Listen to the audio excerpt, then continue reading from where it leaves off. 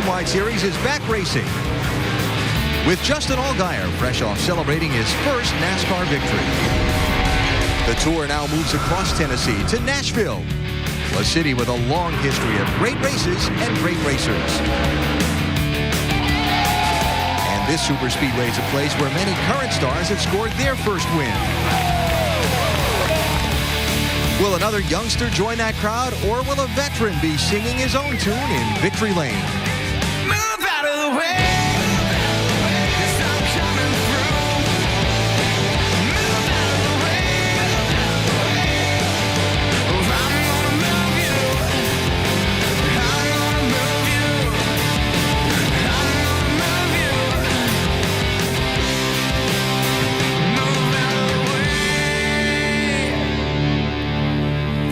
ESPN welcomes you to NASCAR Countdown, presented by Hellman's from the Nashville Superspeedway in Lebanon, Tennessee. Early morning rains have given way to a beautiful, wonderful afternoon on Easter weekend, and 43 cars are lined up and ready to roll 300 miles around this mile-and-a-third track, all in search of one of the most unique and desired trophies in racing, the Sam Bass painted Gibson guitar, custom made for each race, only one of them. That will go to the winner at the end of today's 300 miles. Now, a guy who's got a collection of those Gibson guitars is Carl Edwards. Edwards has won 3 of these NASCAR Nationwide Series races here at Nashville Superspeedway, more than any other driver. He did it in the summer race in '06 and then swept the 2007 races here, both the Easter weekend race and the one later on in the summer. And Edwards, the championship leader in the Nationwide Series coming into today, 2010. He's got a great starting spot after late morning qualifying. He lines up on the outside of row number 2. Dr. Jerry Punch is with Carl Edwards. And you just mentioned the points leader has won 5 times on concrete tracks, including 3 in a row here. But not only winning, Carl, in 9 trips to this track, you have 8 top 5 finishes. How that good is that? What is the key to being so good here at Nashville? Well, it's having really good race cars. We've got this really great Valvoline Ford Fusion today, and it's so cool. I walked up yesterday, and it's I saw his paint scheme, and I thought, man, that's cool. I get to drive that race car. You know, it looks like Mark Martin's car that he won so many races with. And the trick here is to have a really good crew chief, have a really great car, because this track is really precise. If your car is good, it makes you look like a hero. And today, I think our car is really good.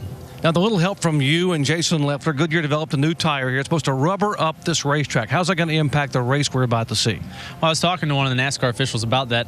I don't know if the track's really going to rubber up a lot. It's not going to visually rubber up, but I noticed in practice yesterday, you know, if you watch the in-car cameras, I don't know about everybody else's, but mine, I mean, I could steer the car around the racetrack with the rear tires. You know, you could slide a lot.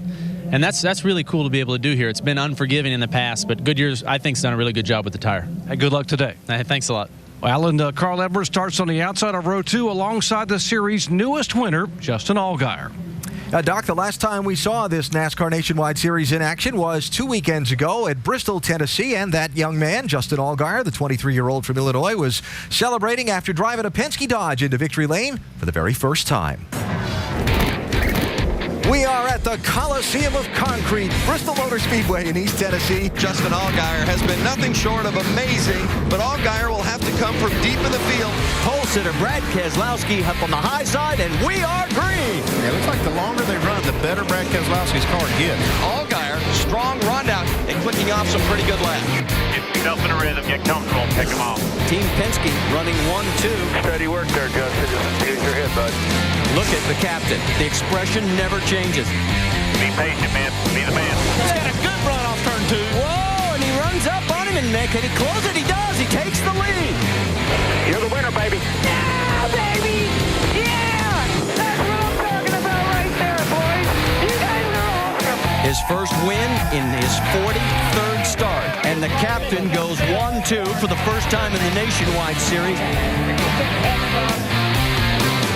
And with it being an off weekend last week, he's had 2 weeks to relish that win. Now, I have to ask you, how does winning at Bristol like that help you in today's race, especially at a track where your crew chief tells me it's your Achilles heel? It really is. Last year we came here, and the Verizon Dodge guys did a great job all year last year, but I just seemed to really struggle with this place, and qualifying was probably the biggest struggle we had.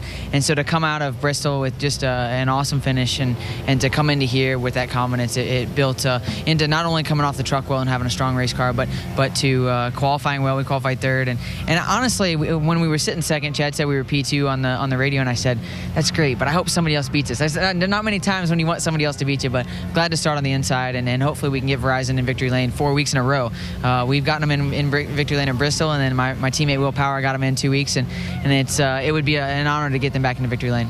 We saw the finish there at Bristol. It was you and your teammate Brad Keselowski 1 and 2. How much has having Brad Keselowski and a second car helped you in your success this year? Well, I think that the success is obvious from the way we've been running this year, and having a teammate like Brad, which has the knowledge and the skills to come in and be very competitive, and then to also add the crew and crew chief that they have over there. I think it really adds a lot to our team and adds a lot to both teams, and so we feel like we work really well together, and I think that's just helped not only from our perspective, but from a team in general, all the way through at Penske Racing, and having the extra cars and the extra manpower. So we're excited about it. 1-2 last week, or a couple of weeks ago at Bristol, and hopefully we can go into here, and we'd love to get a 1-2 again. All right, Justin Allgaier, our in-race reporter. If you want a chance at asking him a question, log on to ESPN.com, keyword Ask the Driver. Alan? And Jamie Allgaier starting third today. Terrific win for Allgaier at Bristol last race. And we come here to Nashville, which is a track that's got a great history of producing first-time winners. 7 times a driver scored his first nationwide series win here at Nashville. A list of now very familiar names. For some of those drivers, the win here was a big turning point in their careers. We wonder if that will happen again today for someone else. Whatever driver wins, he'll be rocking that Gibson Guitar Trophy in victory lane, which is right next to our ESPN pit studio, where we're inside trying to keep Brad from rocking the house. Alan Bestbrook, along with NASCAR champion Dale Jarrett and NASCAR team owner Big Brad Daugherty. Rusty has the day off. These standalone races, Sprint Cup Series off this weekend, not a co-located race as it is a lot of weekends. How's the mentality different for the drivers and teams at a standalone? Well, obviously we don't have the multitude of cup drivers in the field, so it alleviates some of the pressure of having to race all day and look over and see Tony Stewart right here or Clint Boyer right there. Now, the drivers we do have from the Cup Series are very, very good. They're at the top of the board. But it gives you an opportunity as the day goes on to maybe get up there and race with those guys a little bit. Run wheel to wheel with Kevin Harvick. Build some confidence. If you stick around all day long, you might even get a break and get to victory lane. Yeah, I always thought that was important. If I could just run with those guys as I was trying to come through the Busch Series, that I could run with them and learn more, because those guys were in the Cup Series for a reason. And so that's where I needed to learn. Good. So this was an opportunity. You didn't necessarily have to win the race. You could just learn something that day. Yeah. Now let's talk about Justin Allgaier and that Bristol win. A 1-2 sweep for Penske Racing. We've all been very impressed with the start of the season that Penske's had. Yeah, very impressive. I really wondered if this organization might struggle a little starting that second team, knowing Brad was coming over there, obviously with a lot of talent, but could they put people together that they needed to make this work? And it's obviously working great for both of them. Yeah, when they unloaded at Daytona, they were really, really fast. You notice these race cars seem to have a ton of horsepower and good aero. And I tell you, I think Justin Allgaier and Brad Keselowski have similar temperaments and driving styles. This young man, Justin Allgaier, is a very talented race car driver. Throughout his career, though, the past couple of years, I've noticed he's got himself in a lot of skirmishes. He's a tough, aggressive driver, and if he can get it and make it last to the end of the race, he can win, and he can win here today. Watch for the Penske posse to be strong today. Allgaier starting in third position, and Brad Keselowski in that 22 car lining up fifth. Now, Keselowski finished second in that Bristol race a couple of weeks ago and scored his first nationwide series win at this track in 2008. When we continue, you hear from Brad on his image, his run-ins with other drivers, there is and more. Always give and take in racing. Will always be, and there's nothing wrong with give and take. But you can't confuse give and take with allowing yourself to be bullied. That and more on NASCAR Countdown, presented by Hellman's. Look at that chicken's getting a ride. NASCAR Countdown is presented by the mayonnaise that's real and delicious, Hellman's. As mentioned, Brad Keselowski is one of the first-time winners here at Nashville. He drove Dale Earnhardt Jr.'s 88 car to victory lane in June of 2008 to get his hands on the Guitar Trophy. A big win that night for the Michigan native. The 26-year-old from Michigan has been on quite an interesting ride over the last few years, going from a short tracker struggling for money in Michigan to having a Sprint Cup Series ride with Roger Penske in a relatively short period of time. Along the way, he's won his share of fans and ruffled a few competitors' feathers, too. Here's Brad Keselowski in his own words. I feel like I'm proving myself every time I get in a race car. And when the day comes, I don't feel like I have something to prove, that's when I lose interest in the sport. I think that there are two different personalities that I carry, and they come out in different ways. I still have that quiet side. In my private life, I don't mind not being the center of attention, but the racing world brings out like that next step in me, that step that is confident, passionate, but you have to know how to let that fuel you. Yeah! If you drove with emotion all throughout a race, trying to get 100% every lap, you're gonna knock the wall down at lap 30 and nobody's gonna know who you are. They're just gonna laugh at you. When I first got into running the Nationwide car, or even in the Truck Series, I got pushed around a lot. I found that when I stopped allowing that to happen, I became more successful. If the penalty for being too passionate is, making a few people mad along the way, I would much rather take that than take the thought of, I didn't care. Oh, he turns Hamlin. Gets into Hamlin. Look out. Remember, these guys have history from before. There is always give and take in racing. Will always be, and there's nothing wrong with give and take. But you can't confuse give and take with allowing yourself to be bullied. Boy, Keselowski's team is mad at the 20 team for swerving into him. A lot of heat right there. I feel like I have an appreciation for my competitors and a respect for them that sometimes they don't see. If you're always worried about the respect of your competitors, you're never going to be able to run up front, to be able to win, and you're not going to be genuine to yourself or to your team. Of course I care what people think, absolutely. I don't want to make my competitors angry, but at the same side, you have to understand that the only time they're going to be happy with you is when they're beating you. Big time crash there for Brad Keselowski. I think this was Carl Edwards' payback for what happened earlier in this race. There's a part of me that looks at Atlanta and thinks of it as collateral damage to an attitude that I have towards racing. I think we probably won't have as many run-ins now as we've had in the past, and that's a good thing. To say that I had it coming any more than any other race car driver, I think is probably not an objective view. We're all looking out for our own well-being. So to go out of your way to ruin somebody else's day is to completely sacrifice your own well-being. When you are willing to tear down your own house just to try to get to somebody else's, that is the epitome of defeat. There is no doubt in my mind that the way that I'm doing things in this sport is the hard way. But I feel like it will pay off. It might not pay off tomorrow or this year or even the year after next. But I feel really good that it will pay off in the long run. To have the fans, approval or enthusiasm makes me feel like it's worth it and adds its own swagger to you. Like, everything along the way that I did made it worth it. And I carry that with me. I think that's been a large part to the confidence that I have. I don't think I want to be like all the other drivers. Somebody said the other day, I like Brad because he's not a vanilla driver. And I thought, man, that's pretty cool. You're right, I'm not vanilla. I'm more like the Neapolitan ice cream. I have a little bit of vanilla, strawberry, and chocolate in me. And you never know which side is going to come out.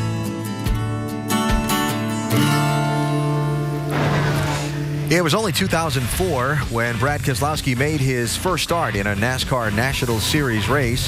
His Nationwide Series debut came in 2006, not that long ago.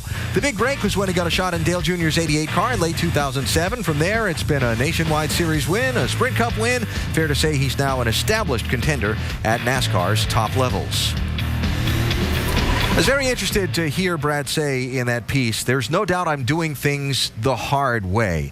DJ, I'm not a driver. You've been in competition behind the wheel of these race cars, quite successfully, I might add. From a driver's point of view, what do you see when he says he's doing things the hard way that the Hamlins and Edwards and Bushes may be seeing that I don't? Well, I think that the problem is that with a few of these guys that he's had run-ins with the same people a few times. And that's what some of these drivers, I believe, get a little bit agitated with is they're the ones, it seems just a select few that are kind of bearing the brunt of Brad's sometimes over-aggressive driving in their minds. And that's all I see. But everybody goes about this in a different way, and there's different ways of being successful. And obviously, we wouldn't want everybody to be the same out here. And Brad Keselowski's doing it the way that he feels he needs to get to the top. And might I say, he's doing a terrific job at it. Yeah, and the thing there showed how quickly he's risen up into the Cup level. Yeah. I think the one thing we have to realize is that Brad is very talented, and with his aggressive driving in the Nationwide Series, he gets away with a lot more because he's able to advance himself a lot quicker than he does at the Cup level. At the Cup level, when you're running back in that 14th, 15th to 20th position, these are still some of the best in the world at what they do, and it's a little bit more difficult to push and shove and to advance yourself. There has to be give and take because you're going to have to be able to race with these people eventually to get yourself to victory lane. I've known Brad a long time. His brother Brian, his dad Bob, these are true hardcore racers, but there has to be some give and take. You can't be all give at that top level because you'll never get the victory lane by racing that way. Yeah, I'm not a car owner, Brad, you are, but I would have to say that if you want to give me a driver that's over-aggressive and I have to pull the reins back a little bit, him every time. Hey, take that over someone that Every you have time. to prod a little bit. Yeah. Keselowski starts in 5th position today in the Penske 22 Dodge. Time for our J-Ski News and Notes now. I'm very happy to report that Larry Pearson and Charlie Glotzback continue to recover from the injuries suffered in that terrible crash during the Legends race at Bristol a couple of weeks ago. Pearson has undergone surgeries for the injuries he suffered to his legs and pelvis, while Glotzback was released from the hospital and returned home. Junior Motorsports has announced Landon Castle will drive its 7 car for 4 races beginning at Phoenix next week. Castle, former Rookie of the Year in this series. He's been pretty much without a ride since then. And speaking of surgeries, Denny Hamlin underwent surgery Wednesday to repair the damaged knee ligament in his left leg. He plans on returning to competition at Phoenix next week. Those are J-Ski News and Notes. Time for you to relocate from here inside the track to... Are you driving? Where are you starting today, man? I didn't know you was racing today. No. I only tested over here. I wasn't very good. I'm glad I didn't ever have to race here. Oh, man. But I'm looking forward to watching these guys. If you want to stick around, Brad's ordered some snacks for us for Yes, during sir. the race. But I know you got some other things you got to do. Man. Hey, let's talk a little basketball. NBA doubleheader tomorrow on ABC, the Sunday Showcase. How about this one, Brad? 1 Eastern, LeBron James and the Cavs against the Celtics. That LeBron James kid's going to be good. Watch out for him. Didn't you play for Cleveland? No, that's a long time. And in the nightcap, it's the Spurs and the Lakers. That'd be a good one, too. The NBA Sunday Showcase on ABC. Coverage begins tomorrow, 12:30 Eastern, with GMC Sierra NBA Countdown. Up next, the Gibbs guys, Kyle Busch and Joey Logano, who dominated last year's Nashville races. We will talk to both of them when we continue. It's NASCAR Countdown presented by Hellman's from Music City, Nashville, Tennessee. I tell you, we forgot all about that Kyle Busch kid being here today. He's pretty darn good, too. It's going to be big, boys.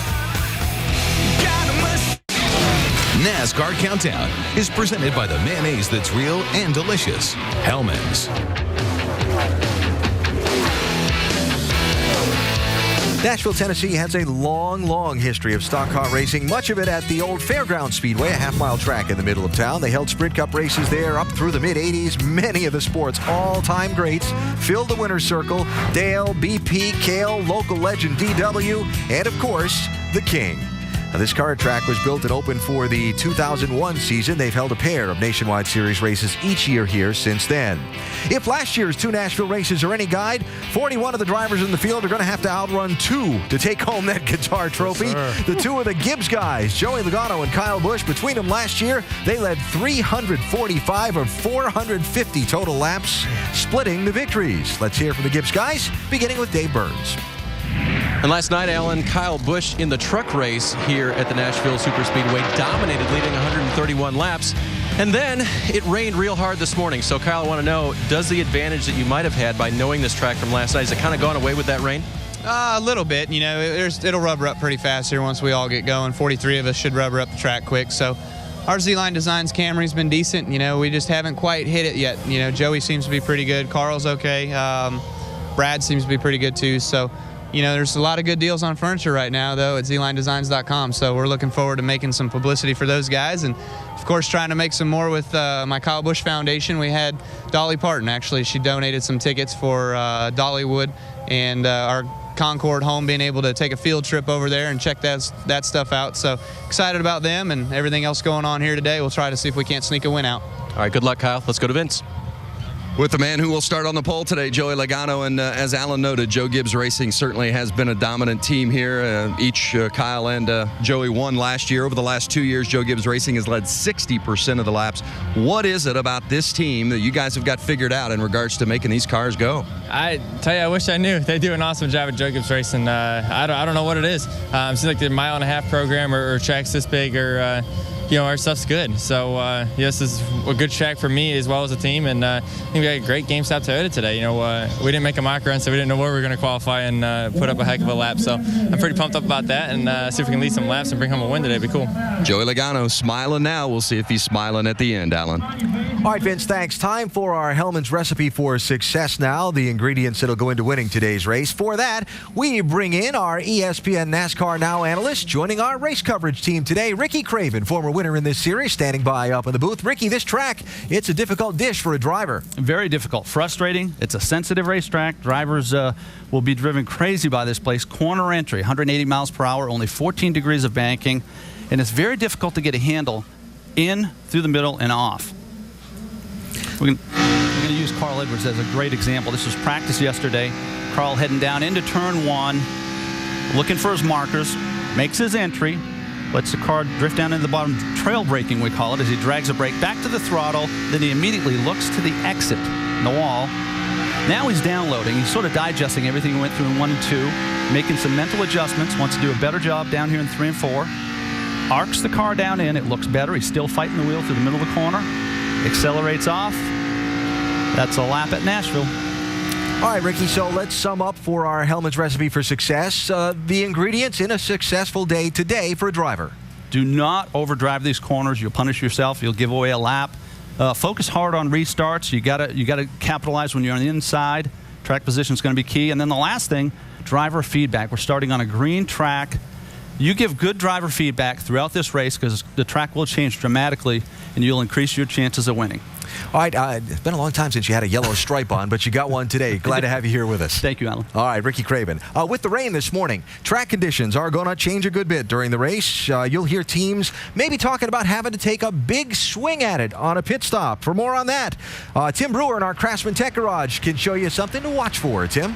Thanks, AB. A lot of people are going to adjust air pressure today, a lot of wedge. But when you come to the big swing at it, like Alan's talking about, when you see the tire changer, remove the right front tire behind the shock where it's mounted right here to the A-frame. Use this clear shock for illustration. What he's going to do is actually manipulate the valve right here. As he opens or closes the valve here, he changes the rate of the oil flow through this orifice right here in the piston itself. So when you can control that shock absorber, you can control the forces against this wheel, change the handling characteristics of the race car, makes it more suitable for your driver. AB, that's a big swing. There you go. We'll keep an eye out for that as we get underway. Just about set for action here at Nashville Super Speedway, the opening ceremony, when we come back.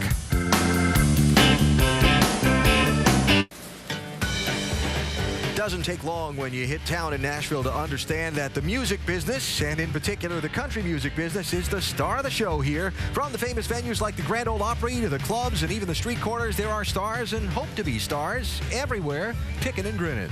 And here at Nashville Super Speedway, a lot of racing stars and hope to be racing stars ready to play their tune, the sound of 700 horsepower. Ooh, I like and a that. Sweet sound it is. Yes, sir. Yes, sir. Getting ready to begin singing its song here at Nashville Super Speedway. 300 miles around this mile and a third track. That just a few minutes away. After some morning rains, the skies have cleared. It is a beautiful afternoon here, and we are almost set to get started. First, though, we've got another song to play as we go trackside for the opening ceremony. And now, ladies and gentlemen, please welcome the Nashville Recruiting Battalion of the United States Army, who will be presenting our colors today. And with our invocation, Jeff Avaduti from the West Hills Baptist Church. Let us pray.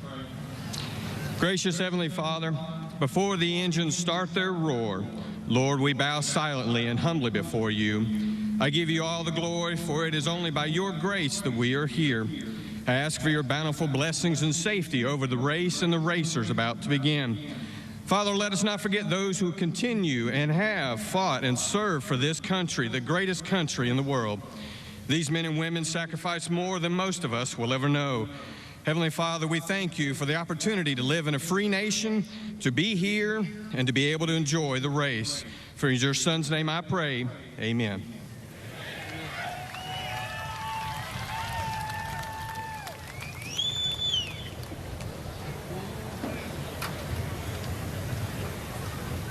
Oh, say, can you see by the dawn's early light what so proudly we hailed at the twilight's last gleaming, whose broad stripes and bright stars through the perilous fight o'er the ramparts we watched were so gallantly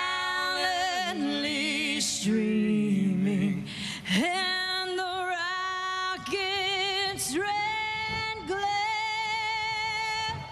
the bombs bursting in air gave proof through the night that our flag was still there. Oh, say does that star-spangled banner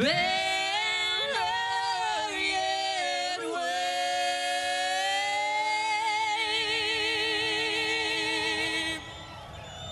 Oh, the land of the free and the home of the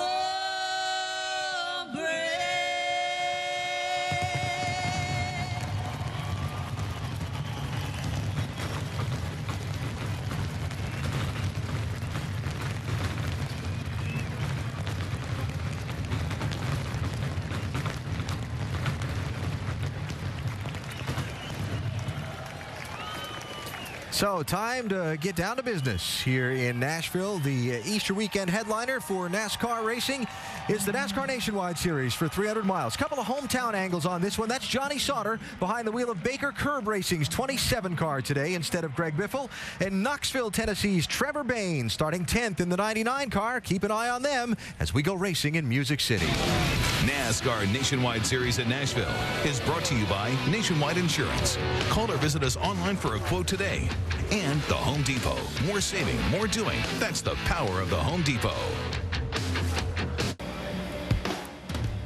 ESPN's exclusive coverage of the NASCAR Nationwide Series today with the fifth race of the season, 300 miles at the mile and a third Nashville Superspeedway. A morning rain shower delayed qualifying, but the track is dry. It is a beautiful Easter Saturday afternoon for 300 miles of competition. Now, that rain shower and this being a concrete surface track versus a paved speedway sets up some interesting circumstances for the competitors in the opening segment of this race. For that, let's bring in our three boys in the booth who are all in position and ready to roll. Marty Reed, Dale Jarrett, and Ricky Craven. These opening laps could get kind of hairy. Yeah, thanks, Alan. And Craven's real happy you didn't introduce him as Ricky Bobby. As our rookie on the staff, we've been riding him a little hard. Welcome up to the top side of the world, and we're going to have some fun. Let's talk a little bit, before I bring these two in, about the track. This is one of the great places we can show you when we talk about the rubber being washed away. Let's take you back to yesterday's first practice session. See how green the track is? Nice white concrete. Well, as the day progressed in practice, this is what the drivers were trying to handle, as it was extremely slick. Watch Stephen Wallace fighting that steering wheel. But by last night's Camping World Truck Series race, take a look at how dark it got in turns 1 and 2. Well, now let's bring you back to today, where here is what it looks like, and a lot of that rubber is gone away. So now, let me bring in Dale Jarrett. First, DJ, let's talk about the challenges that these guys face. Yeah, they're going to find a very slick racetrack. Even though they've qualified, they're going to see, with the air pressures down, that this is not the racetrack that they saw late yesterday afternoon. But they're going to have to be careful not to over-adjust their race car, because it's going to change. They're going to get rubber back on the track, and they don't want to make too many adjustments early on. So, Ricky, then who does this favor, and who does it really hurt?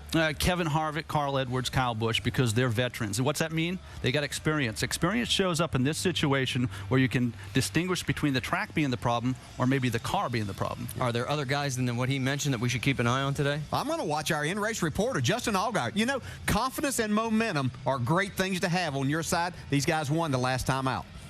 Well, he is the best qualifying effort he's had all year in that number 3 starting spot. Is there somebody you want to keep an eye on? Oh, I like history. I'm going to take Carl Edwards, and I also like that throwback paint scheme.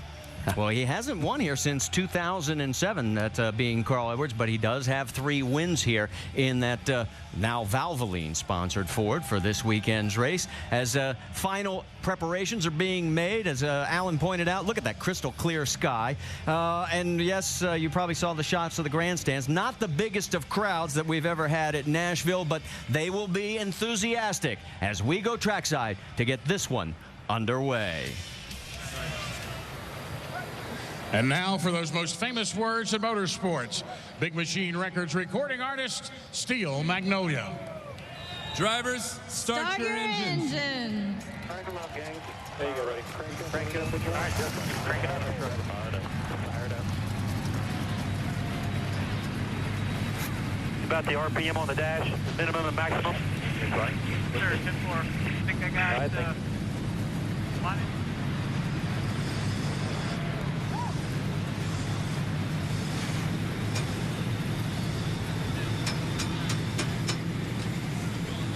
Well, here in Nashville, Tennessee, we have seen it happen time and again. A young hopeful comes to town with dreams of making it big. They just want to get noticed and get discovered and somehow launch a career. That's happened right here 7 times, as this track has produced 7 first-time winners. Now, 10 years ago, a young rookie by the name of Greg Biffle came to this racetrack and got his very first win in the first nationwide race run here. He will go on to win 2 championships in NASCAR.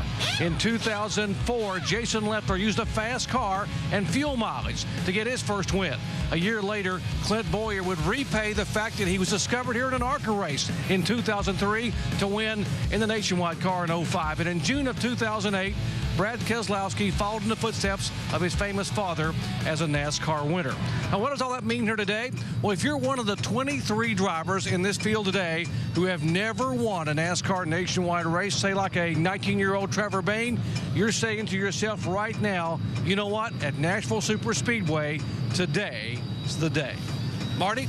And maybe it just might be. Thanks, Doc. As we get ready to head towards commercial break, we'll talk to our in-race reporter, and it's going to be the man who won just 2 weeks ago, Justin Allgaier. We'll talk to him. Well, qualifying was a little late getting started, but it didn't hurt Joey Logano as he picked up his second pole and third race at Nashville. He's won 3 times when he started on pole in his career. This is his 9th career pole, and it's the 5th pole for Joe Gibbs Racing in Nashville, but their 50th overall as a team. Across the top of the screen, you'll see the starting field. We do have 1 car going to the rear. That's the 40 of Mike Bliss. He crashed during qualifying in a backup car. He'll go to the back of the field. What about those that did not make the 43? Well, it includes Andy Ponstein, Tim Schendel, Brett Rowe, Chase Miller, and Dennis Setzer. Time now for our in-race reporter. Let's check in with Justin Allgaier, DJ. Hey, Justin, Dale Jarrett, the ESPN. You have a copy? Loud and clear, Dale. Go ahead. Hey, Justin, let me say, first of all, congratulations on your win 2 weeks ago. And now our ESPN mailbag question comes from James in Scotch Plains, New Jersey. What is the best thing that's happened to you since you won your first NASCAR Nationwide Series race at Bristol? Well, Dale, the biggest thing for me has just been the outpouring and support by all the fans and friends and family and other competitors. I think that's been really awesome. But it's just been a great couple of weeks. Glad to be back here in Nashville. You know, definitely good to have the Dash for Cash today with what Nationwide's doing, and also want to wish everybody a happy Easter tomorrow. It's a great weekend. It's the meaning of Easter is pretty awesome and near and dear to my heart. So wish everybody out there a happy Easter. All right, Justin. Hey, now that you got that first win out of the way, and I know you want to get many more, but are your sights now set directly on trying to win this championship? Well, I feel like, you know, from a year ago to today, we've come a long way, and all the guys on the Verizon Dodge team have done a great job, and not only them, but everybody at Penske Racing, and I think it's showing not only with myself, but with the 22 team and Brad Keselowski. So we're excited. We got a great team. We got a great hot rod for today, so we're going to go out and give it our all, and hopefully we can get Verizon in victory lane 4 weeks in a row. All right, Justin. Thanks for talking with us. Have a great day. We'll talk to you later on. Now, Ricky's going to talk with your crew chief, Chad Walter. Thank you, bud. Chad Walter, this is Ricky Craven up in the booth. Congratulations on your win a couple weeks ago. You're back on concrete. You got a really confident driver. What's it going to take to win 2 in a row? Thanks, Ricky, for spending your Easter weekend with us. Man, we're rolling with a lot of momentum into this race today.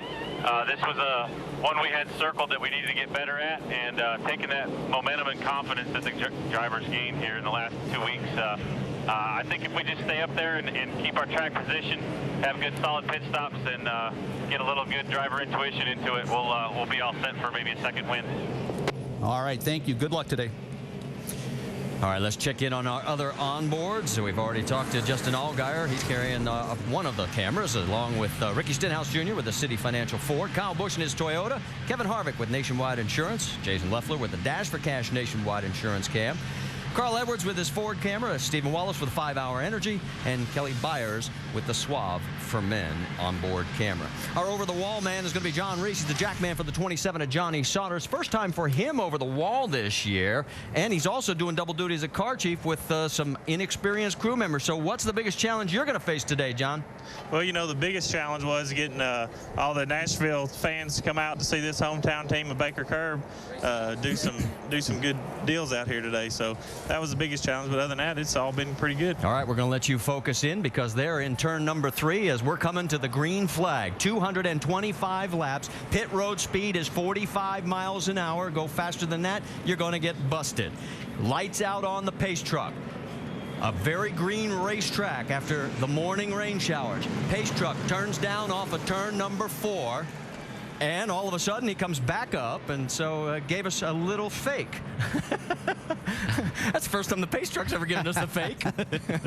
All right. Well, it gives us time to give you that race analysis that we were talking about. We said we were going to go 225 laps, equals out to 300 miles in this 1.3-mile layout. We told about the pit road speed, and our pit window 60 to 70 laps, and that 14 degrees of banking, well, it's going to feel like it's a flat track right now with this track being so great. All right, let's get the final report from our major stories of the day. Vince Welch, you're up.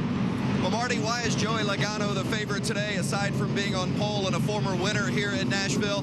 He loves this racetrack. He's turned hundreds of laps here in testing, and he says his car turns well on the front end and has sufficient grip on the back end. That's a good combination to have here in Nashville. Joe Gibbs Racing won both of the races here at Nashville a year ago, and Logano says he believes he's got the feel in his race car to end up in victory lane again today. Dave Burns? Vince, Kyle Busch starts 6th today. Last year, he had finishes of 1st and 2nd at this racetrack. So you would think what applied last year would apply this year. But Jason Ratcliffe told me that when they put their setup on that should have worked at the beginning of practice, it did not. Even though other drivers and crews had good success with last year's setup, they had to make major changes. They hope they work to get Kyle back to victory lane today. Jamie? Well, 1 year ago, Brad Keselowski sat 15th in points. Right now, he's 2nd. The biggest difference, he told me, he's not as aggressive. He's more conservative in the racing. And he said he's also a better driver. And that car for today, he said, is awesome. It's fast. They made some adjustments overnight. They hope he gets to victory lane for the 2nd time here at Nashville, the 1st for Penske Racing. Marty? All right, thanks, Jamie. The pace truck has pulled down pit road now. No chance for him to come back out as we're getting ready. They bring him down at 45 miles an hour. The 5th race of the 2010 NASCAR Nationwide Series season is green.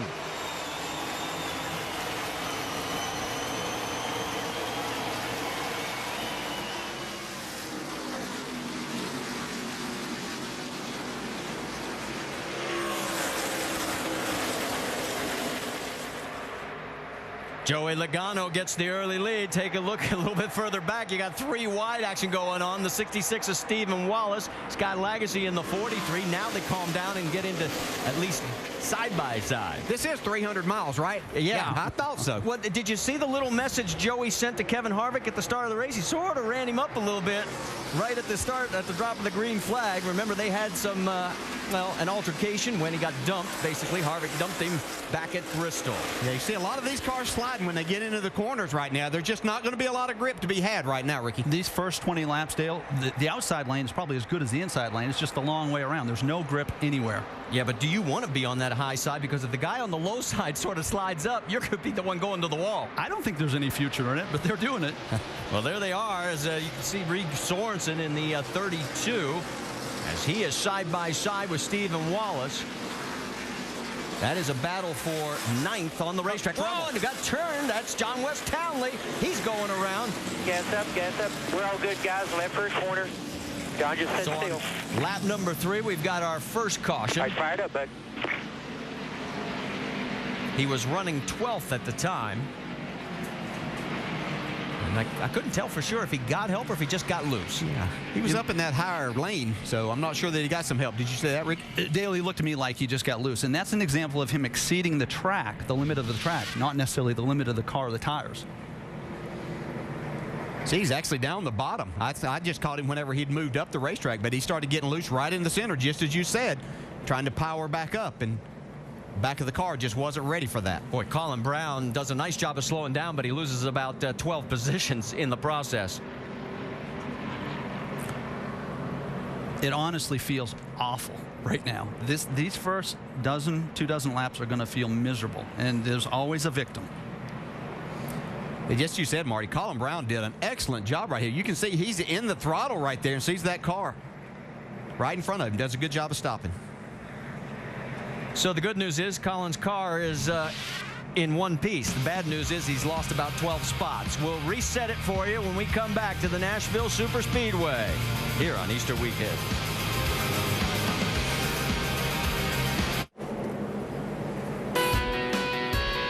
During NASCAR Countdown, you heard some of the drivers talk about the Nationwide Insurance Dash for Cash. Well, it is back again for 4 races, being Nashville, Kentucky, Iowa, and Texas. And drivers have to compete in every 2010 Nationwide Series race to qualify. $25,000 to the race winner in each of those 4 races. The money can carry over, but if a race winner is not eligible for the $25,000, like we said, it rolls over to the next race. The only driver not eligible in this race is Joey Logano. Now, there's a $75,000 year-end bonus for the driver with the highest cumulative points of those 4 races, but there's a new twist to that, and I think it's a good one. If you drive more than 7 Sprint Cup races, you're not eligible for that year-end bonus. So that means it's going to go to a nationwide-only driver. Yeah, and that's the way it was set up for and exactly what should happen. All right, and there was a fun event Friday, and Nationwide Insurance had a cash money grab machine for charity for the Second Harvest Food Bank. And look at these guys, Justin Allgaier, Carl Edwards, Kelly Byers, Brad Keselowski. They all were trying to stuff as much money as they could into their uniforms so that they could then turn it over to Second Harvest Food Bank. And I never did get a tally on how much actual cash those guys ended up stuffing, but they had some fun, and we're glad we were able to pass it along. All right, let's reset it for you. Joey Logano, still your race leader. It looks like he has selected the inside lane again. Then Kevin Harvick will be right alongside. Brad Keselowski is now up to 3rd. Justin Allgaier 4th. Kyle Busch 5th. Then it's Edwards, Lagasse, Michael Annett, Stephen Wallace, and Reed Sorensen rounding out your top 10. I think the inside will be a trend, okay? I think that's going to be most of the day. Yeah. You know, it's funny, and we've talked so many times about drivers that have problems in previous race, how many times they start side by side, and we didn't get this in before. There are Harvick and Logano right there again. And keep an eye on it again. See if he runs him up a little bit towards the wall to give him that good line going down into turn number 1. They slow, they get the green flag. We're back racing at Nashville Superspeedway. Here he comes up. Oh, he's already cleared him. Yeah, he didn't give Harvick a chance to even be on the outside of him that time. Great restart.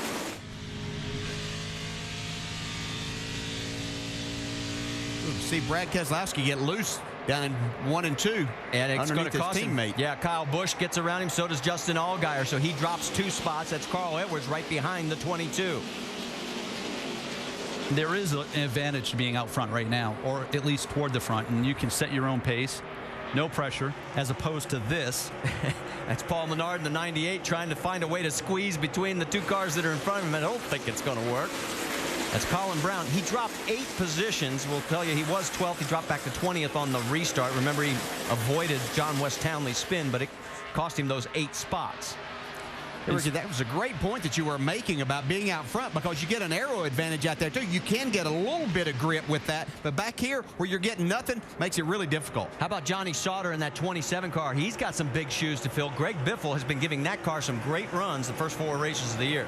Well, Greg Biffle has shown us what a driver he really is, and not to downgrade this team, but they obviously don't have the resources that a lot of others do, but they have certainly shown a lot of good things happening with Greg Biffle behind the wheel. Johnny Sauter is a good replacement, too. How about 4th place battle? That is Keselowski taking a peek underneath. Can he make it stick? It looks like he's got the line, and he clears him. That's a veteran move there. Kyle Busch surrendered. Said, okay, it's too early. You're faster than me. Take it. I'll see you later on in the race. Let's get more on the 18 car. Dave, what are they talking about down there? Well, guys, I don't know if we're going to get a chance to hear from Kyle on the radio here or not, but he's got a very tight race car. The thing that he would like to do, he explains in this transmission. Guess what? Yep, get down into the corner now and lose the nose. Lose it landing and chatters the front. Yeah, hopefully we'll get a chance before that first stop to, run in what would be decent clean air without a car right in front of us just to see how it's going to react. The big deal is decent, clean air. So if he gets passed by Brad Keselowski, not only does it put him back a position, it limits the time that they'll have to evaluate that car out front, which would be the cleanest and most precise way to evaluate what the car is doing. And let's talk about chatter, what he means when he says the car's chattering. The chatter is when you go and you find your line on corner entry and you lose the front. It feels like going across the train tracks, folks. But at 170, 180 miles an hour into the corner, it's a whole lot more disruptive. As the rubber lays down, that should get better. Yeah, and we can see where it's really hurting him is on the exit. See, as he gets right in the center of the corner here, his car's staying down a little bit better this time, but he hasn't been able to keep it down. That's allowed Carl Edwards right behind him to beat him off the corner and down the straightaway then. And it means he has to use more brake getting in, which hurts the right front tire, and it all sort of compounds from here. He needs that first adjustment. Yeah. Heard Carl breathe the throttle from his onboard camera. Kyle Busch, that's what it looks like from outside. Brad Keselowski is right in front of them. That's 4th, 5th, and 6th. Nothing has changed up front. There you got a quick glimpse of them.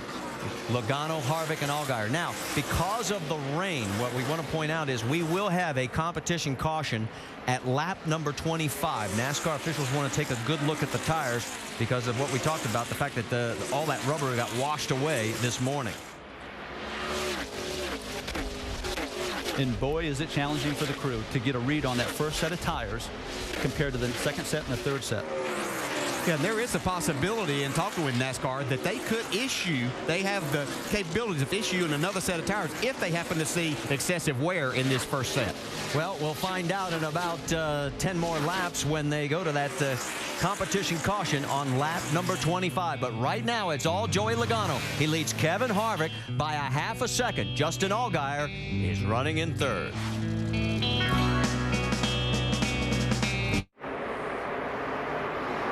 Welcome back to the NASCAR Nationwide Series here at Nashville. Make sure to go to NASCAR.com for all your latest NASCAR information.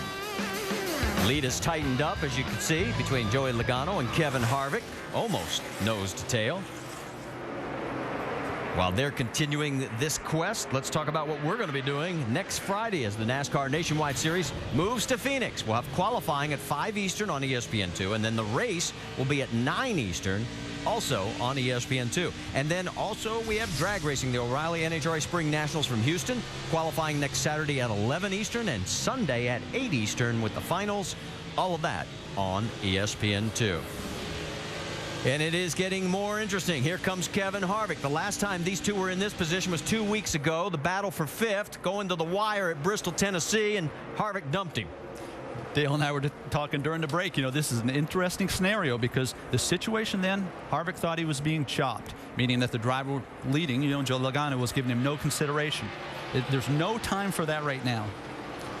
Yeah, but Joey's in a situation right here early in the race. No reason in holding Kevin up. He's running down a little bit.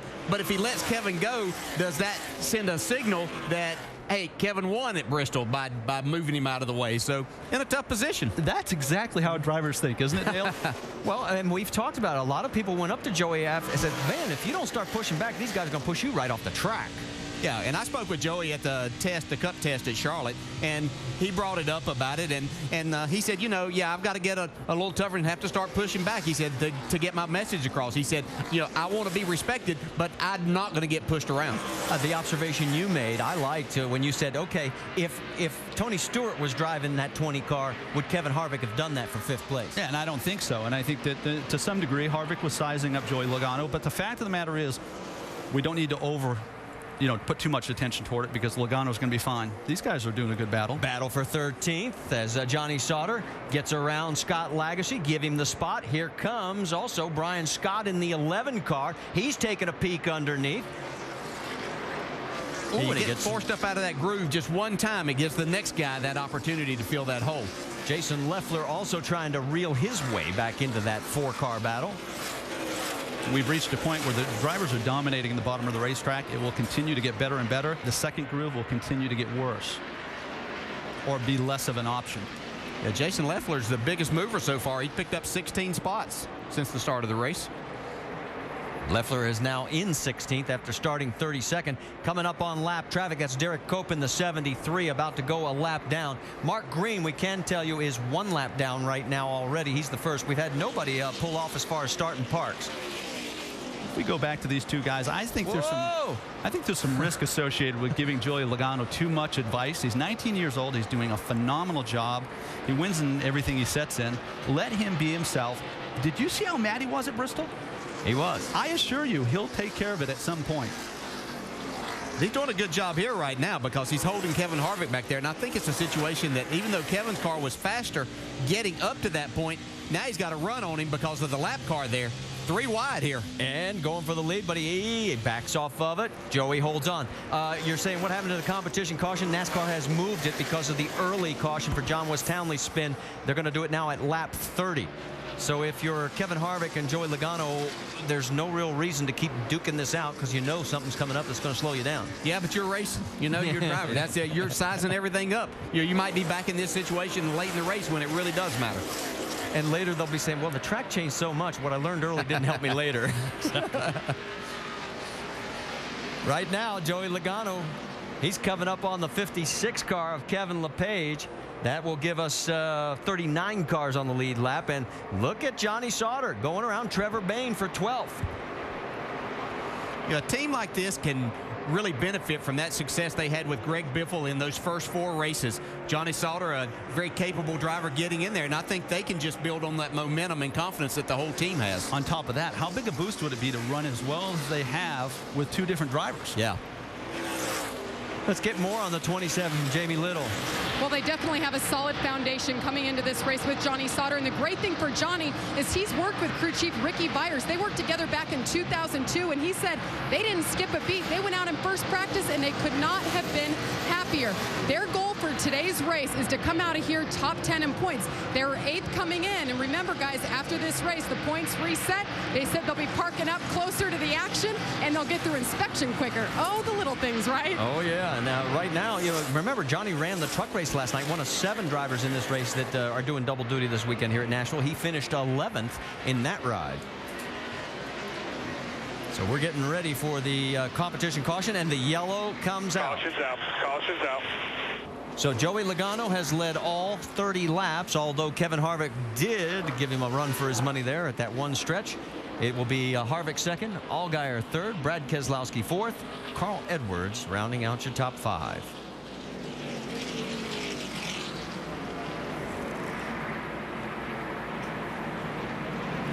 There is Kyle Busch. He is shown now in the 6th position. Let's get an update on their situation, Dave.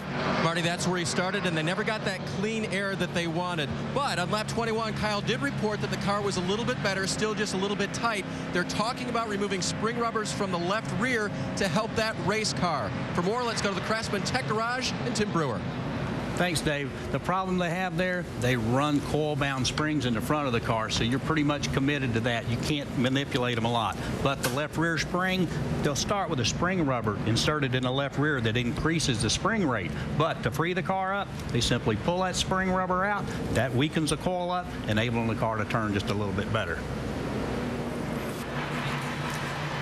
All right, thanks, Tim. As we are under this caution, we can tell you that the 23 is going to get the lucky dog, Robert Richardson. It's actually an early birthday present. He's going to be 28 years old tomorrow, so happy birthday. Yeah, these guys on that 18, they'll try to make that change. That's a quick thing in pulling that rubber out. If you're obviously inserting it, it takes a little bit more time, but that could cost them a spot or two on pit road here. But it's an adjustment they have to make to the race car. This first stop always tells us who the contenders are, doesn't it? Yeah. And they see the guys that are ready on pit road, and you know, guys up front weren't really wanting to see this caution because they kind of had things their way. Well, they're making their way down pit road. Let's send it to Dave Burns. Jake Seminara, the rear tire changer, will be the guy who will pull those spring rubbers out of there unless they switch it to track bar. We'll keep our eye on that. It'll be a 4-tire stop to try to loosen up this race car for Kyle Busch. Jamie? Justin Allgaier in the 12 car in the middle of your screen started third. He rolls down pit road in third, needs to free it up a little bit so it'll arc. Better air pressure adjustment, 4 tires, Doc. On a scale of 1 to 10, Carl Everett said we are 1 tight. So they're going to make a 1-round track bar adjustment left rear to try to loosen him up just a little bit. Vince. Joey Logano, your race leader, is loose in and tight in the center. He and crew chief Kevin Kidd trying to decide which was the bigger problem at this point. They're going up on the track bar a half round to give Joey Logano a little bit better entry into that corner. And as we get our Nationwide Insurance race off pit road, Kevin Harvick's crew, he's been critical of him in past races. They get him out into the race lead. Keselowski comes out in second. Logano drops 2 spots. Edwards and Busch.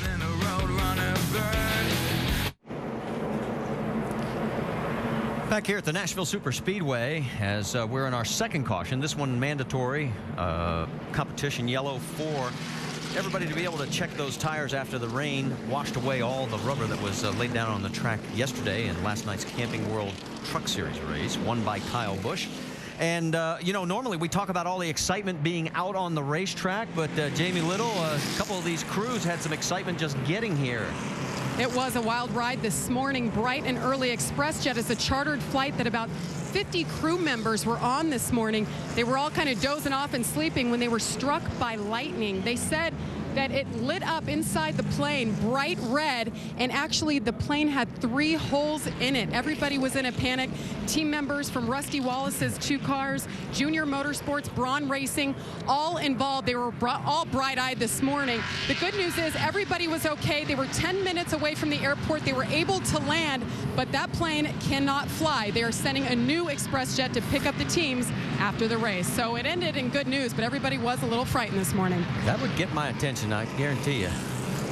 Glad that everybody's okay.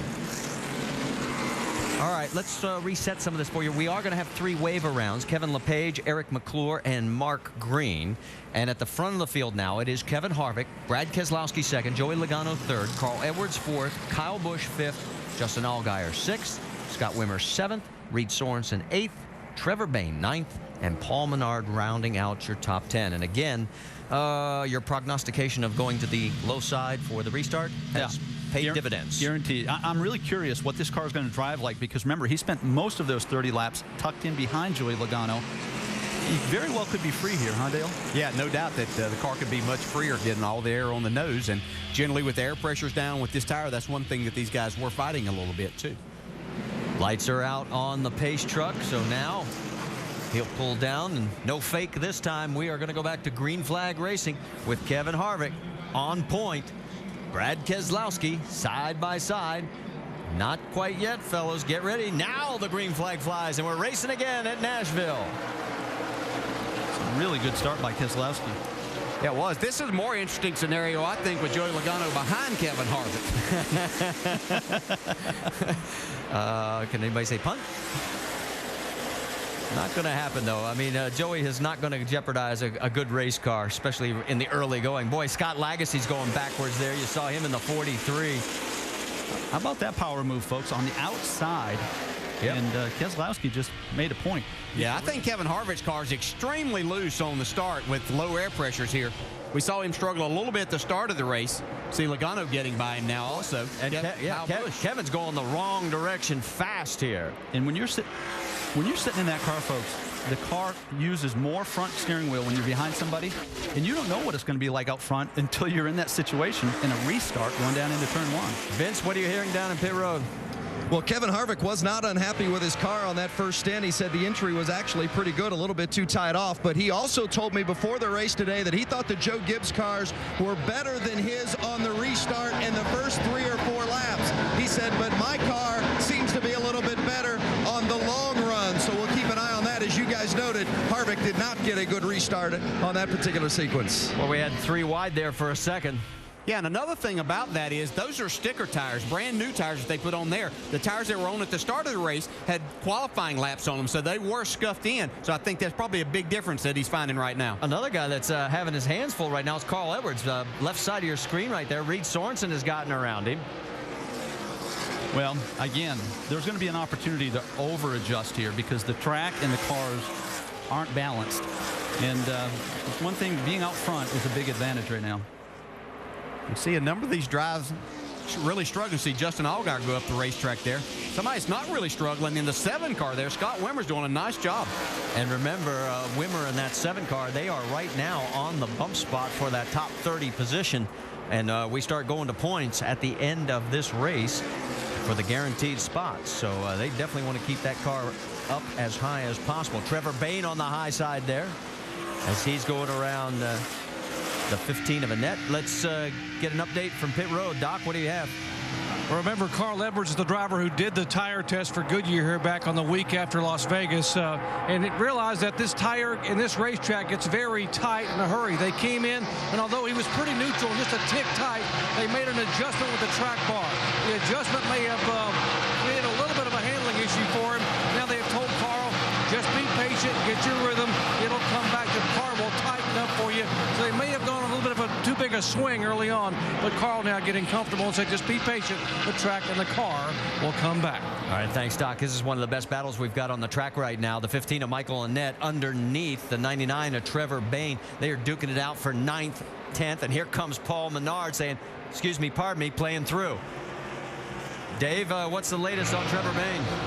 The fact that the car was very loose during that first run, you see the confidence he has to run that high line now, and he gets that position right now. They restarted 9th, but to make it a little bit better, look out! And big time trouble for Jason Leffler. Oh, he's into the wall as he got turned. Hold on, we got more coming here. And this team, we were talking about it yesterday. Everybody was high expectations, thinking this might be one of those teams that could be a full-time nationwide team that would potentially challenge for at least the top 3 or 4 spots. But boy, they are just running into walls in more ways than one. The one car got loose getting into the corner, and that's where you're most vulnerable when you're on the outside of a guy that might be loose, and he sure looked loose there. Yes, just what Marty said earlier in the race. You know, didn't know if you want to be on the outside. That guy on the bottom gets loose, and that's what you'll see. A lot of speed carried into these corners. One car goes up and hits Jason Leffler, sends him into the wall. Would you see how high that back end just jacked up and it hit that wall? He's going to be able to get it back to pit road, but a lot of damage on that 38. Another look. It is a sinking feeling because, you know, you can only control a percentage of this. And when you get hit that hard, you're just along for the ride. Leffler's only top 10 in 2010 has been Bristol. He finished 9th. That's the best they've been able to do, and they're not going to do any better today. We ride along one more time. Ouch, this is going to hurt.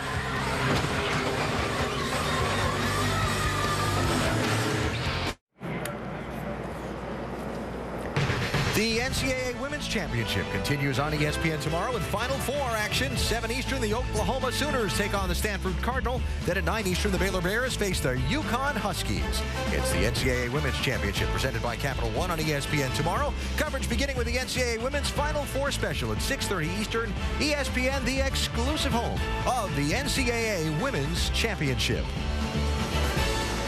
We are under caution here at Nashville. Drivers racing for that custom-painted Gibson Guitar Trophy.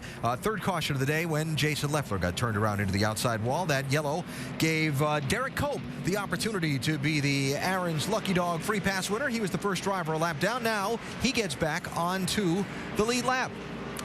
From the pit studio, Brad, we were sitting here looking at that last restart. Keselowski used the outside lane to get the lead, and looks like he's going to get that outside lane again this time. Yeah, it looks like it. He does. They just come by. You can see he took that outside line. I think he gets a better run off the corner as they get down to the corner. Keep that guy pinned down, get some momentum wound up. And how about Scott Wimmer pulling up into that 5th position? He's doing a great job in that 7 car.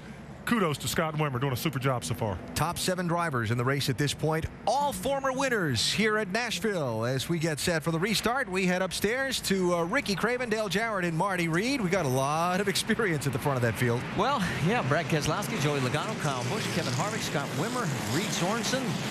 Yeah, you wanted to talk about that 32 car, didn't you? Yeah, I have high expectations for Reed Sorensen, a former winner here. He dominated years ago, and he comes here with a lot of enthusiasm. He's got something to prove. Dale, we've all been through this. You know, you lose your ride, you get a second chance. I have high expectations for him today. Well, that's 32 cars finished in the top 10 in all 4 races this season. One of only 3 cars to do it. Edwards and Allgaier, the other 2. And we're back to green flag racing here at Nashville. See how this works out for Brad Keselowski, taking that outside lane. He had lane choice. He's the first one to go on that high side, and that didn't work out so good for him.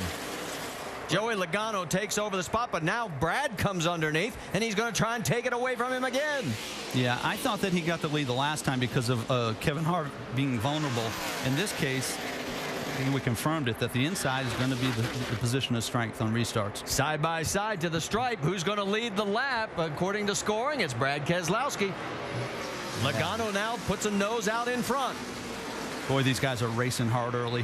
Yeah, Brad must have had his Dale Earnhardt tapes out. That old crossover move, you know, guy takes you on the inside and then you come right back. That's a nice move. Great racing right there. Logano hanging tough on the outside. Last lap at 31.9 seconds. That move you referred to, that was a Darlington move. Yeah. And this track is going to race like Darlington did, isn't it? Yeah. And look at Joey Logano. Now all of a sudden, here comes Kyle Busch underneath the 22. So in a matter of a half a lap, Keselowski's gone from first potentially to third. Yeah, he got really loose, and you can see Kyle Busch get loose right there. That's exactly what happened to Keselowski. And here comes Harvick trying to get underneath Kyle Busch.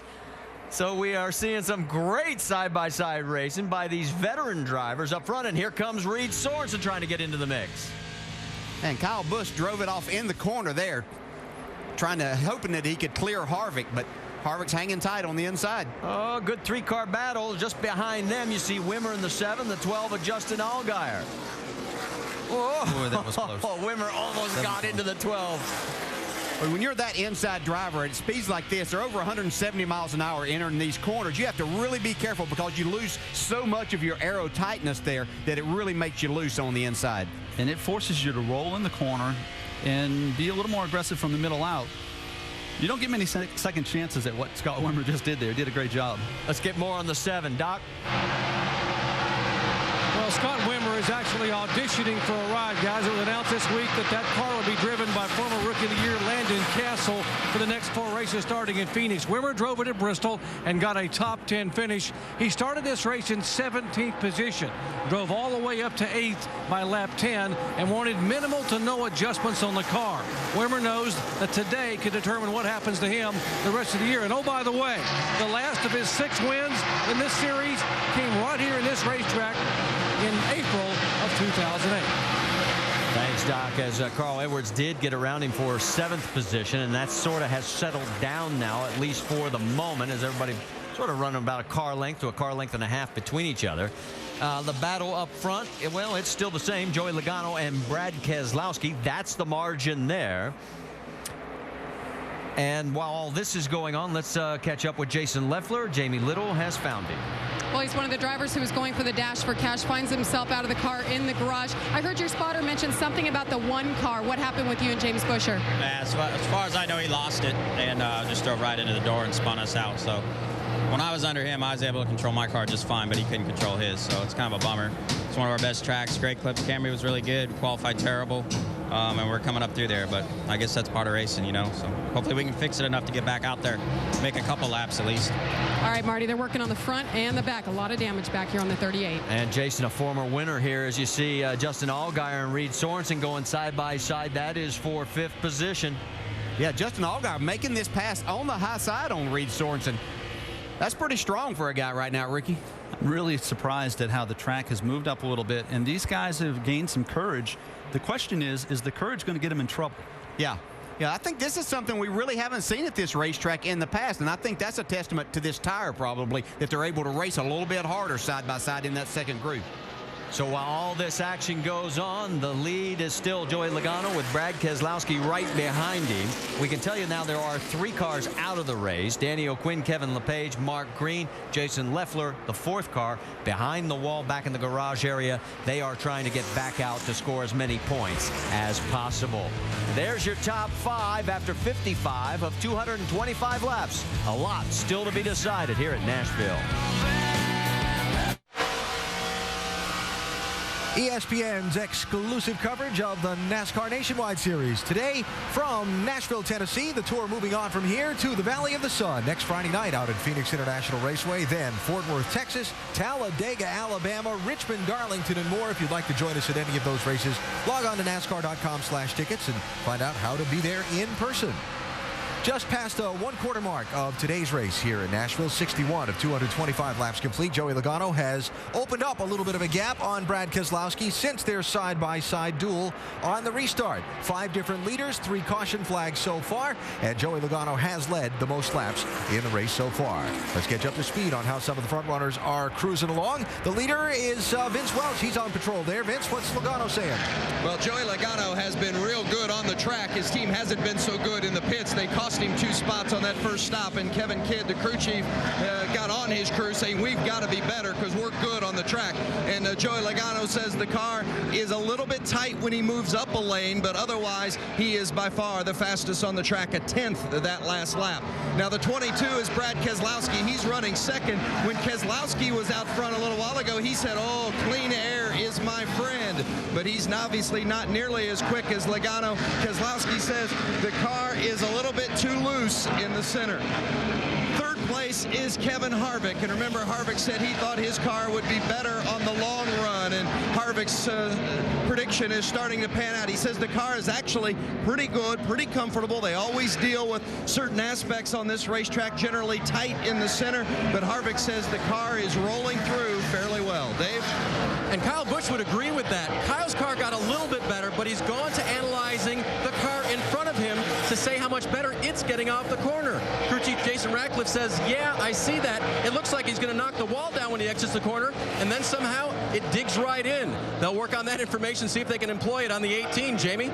And another black and red car behind him, Justin Allgaier, your Bristol winner, calls this track his Achilles heel. For example, right now with the way the conditions are, he's saying his car is loose one lap, and then the next lap it's tight. He's having a hard time finding consistency. He lost 3 positions in the pits on that first round of pit stops. He's slowly trying to make it up.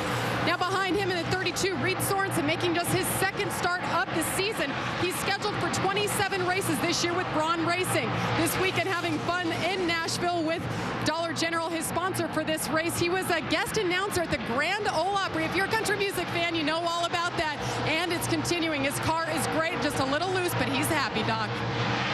Jamie, behind him in 7th spot is Scott Wimmer, who started the race back in 17th. Has driven up as high as 5th, slid back to 9th, and is now driven back up to 7th. We mentioned he is auditioning for a ride. Will be out of this car after this weekend. Remember, Tony Eury Jr. is the crew chief.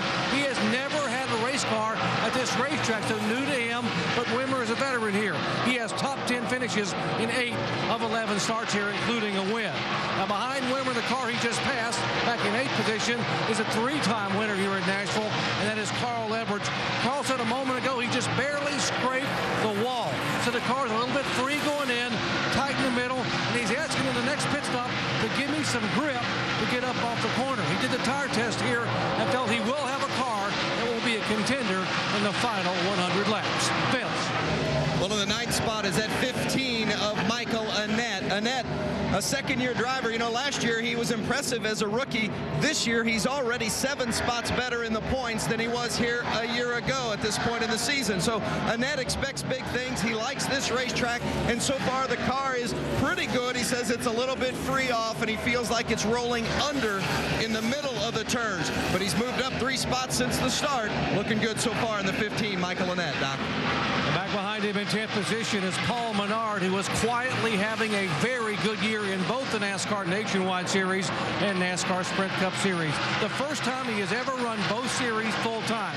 He is 7th in the Nationwide points, 11th in the Cup points, and the reason is that they believe that he is getting good track time, lots of seat time on the racetrack. So a good effort for Paul Menard. He says this set of tires a little tighter than the first set. And back behind him is the 11 car. And what an effort here. This car, you know, one of the Braun racing cars for Brian Scott, an impressive rookie driver. Remember, he's driving with an injured right wrist. He's had a couple of MRIs. They thought the car was a handful in practice and a handful in qualifying, but it's really come to bear here in the early laps of the race. They are anticipating a top 10 finish. Dave. Shelby Howard having a good run. He restarted right now in the 16th position. And at checking with crew chief Chris Rice, he's better than they were the first run. They made a slight air pressure adjustment. The car is still a little bit tight, but Shelby able to handle it a little bit better. And now making up positions. Right behind him, the 99 of Trevor Bayne. He's not having such a good time. That car is loose center off. He says the front end is more stable with the adjustment you made, but it makes it snappy loose in the center of the corner. They think they're going to take a spring rubber out of the right rear on the next stop, perhaps. Alan? All right, Dave, thanks. And you see Brendan Gaughan in the 62 there, challenging Bayne for that 13th position. Gaughan took the green flag back in 21st spot. So, well, look out. Hang on to it. Don't lose it there when we got the spotlight on you. Guys are digging real hard, trying to get that groove. That groove on the bottom, though, Alan, is really, really slick still. Guys really trying to arc their cars, utilize as much space they can. Brendan and Trevor racing real hard side by side there. And James Buescher in the 1 coming into the picture, as well as Michael McDowell in the 81. Buescher, by the way, the biggest mover in the race so far. You see, up 24 positions since the drop of the green flag. You touched on something there, Brad, I want to follow up on with our analysts. Yeah. We talked about a couple things during the race. The morning rains washing the rubber off the track and how soon the track would rubber in. And also, Carl Edwards talking about how with this tire that Goodyear's brought here, he felt like he was able to use the rear tires of the car to drive it. And I wonder if that's why we're seeing both of those things. Dale Jarrett and Ricky Craven, this outside lane be more usable than normally we see it early in a Nashville race. Yeah, I think you're exactly right, Alan. I believe that, you know, what Carl talked about the tire, he was here with the tire test, and even though it was really cold during that tire test, they felt like that they had really done a good job in getting something that would rotate in the center of the corner. And when you make a tire work with the racetrack like that, then you'll find really good things and be able to race all around, Ricky. Yeah, I agree. And on top of that, Dale, is that at this track, you're not going to have a perfect car. You're either going to be tight or loose. So pick your poison. If you're going to win the race, you got to be loose, and you got to be able to drive it loose. Carl Edwards can. You saw that pass for Michael McDowell. He moves into 15th. That's how far behind the race leader he is. That's Joey Logano with a 6/10 of a second lead. We can tell you now that Morgan Shepherd is out of the race. We already mentioned Mark Green, Kevin LePage, Danny O'Quinn. Tony Raines has pulled his car behind the wall for repairs. Stay with us. Back here at Nashville Superspeedway, you're looking from second place Kevin Harvick to the race leader Joey Logano. While we've got this battle going, let's talk about the NASCAR Nationwide Series stop next week. It's Friday. That's right. Mark the calendar. It's Friday, 5 Eastern with qualifying, and the race is at 9 Eastern, both on ESPN2. And then on Saturday, we've got NHRA O'Reilly Spring Nationals qualifying at 11 Eastern on Saturday, and then the final Sunday at 8 Eastern. Again, all of that on ESPN2. This battle has really gotten interesting all of a sudden because he had opened up a nice sizable lead, but then as you pointed out, DJ, Kevin Harvick likes the long run. Yeah, I don't know if it's something with the air pressure that they do or a combination with air pressure and the chassis combination makes for a great car on long runs. They struggle on restarts, so if this race happens to come down to keep the tires on in the long run, Ricky, he's going to be hard to handle. He is, and I like the fact that he's maintained the bottom. You see drivers move up. That's because they're looking for some grip. They're looking for some speed. They do it because they have to, not necessarily because they want to. Harvick's continued to run on the bottom. Well, and you mentioned the end of the race. Only 2 of the last 7 races have had a caution in the last 40 laps. That's a pretty good percentage for the guys who like the long run setup. Yeah, that's totally opposite of most places we go. We talk about all the cautions late, but that could be perfect for someone like Kevin Harvick as he battles to try to take the lead here. Side by side, here he comes as he's got his wheels underneath. Can he get the job done? Not yet.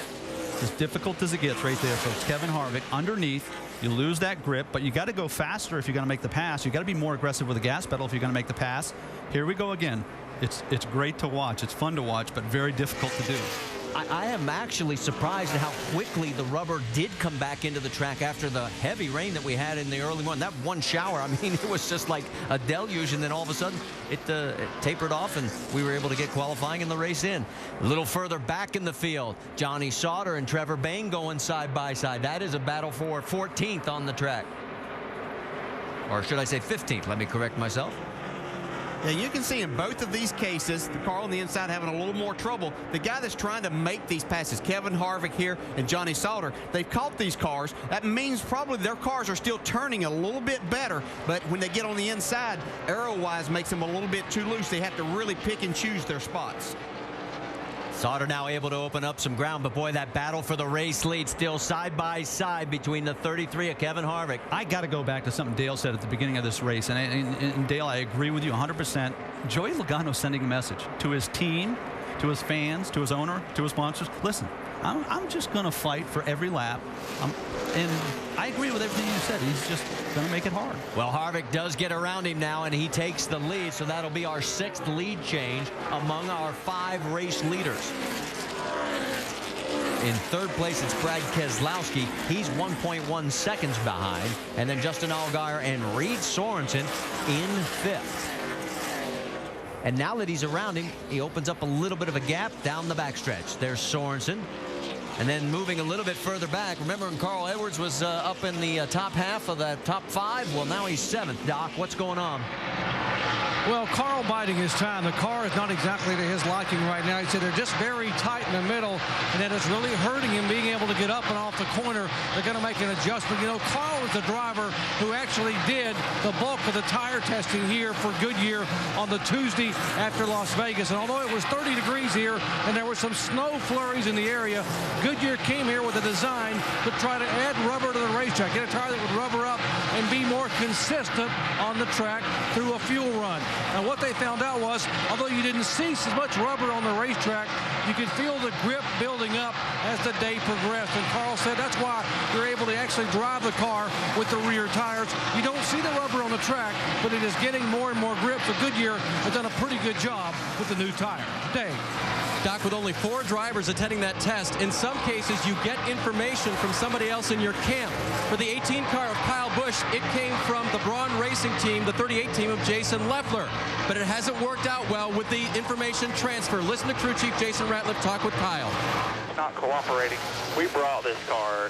I mean, everybody comes back from the tire test and says, oh, man, this tire is going to be tighter than what we had last year. You know, it's going to be way tighter. Okay, well, let's pick our car that's got the most front percentage and bring. Well, guess what? They were wrong.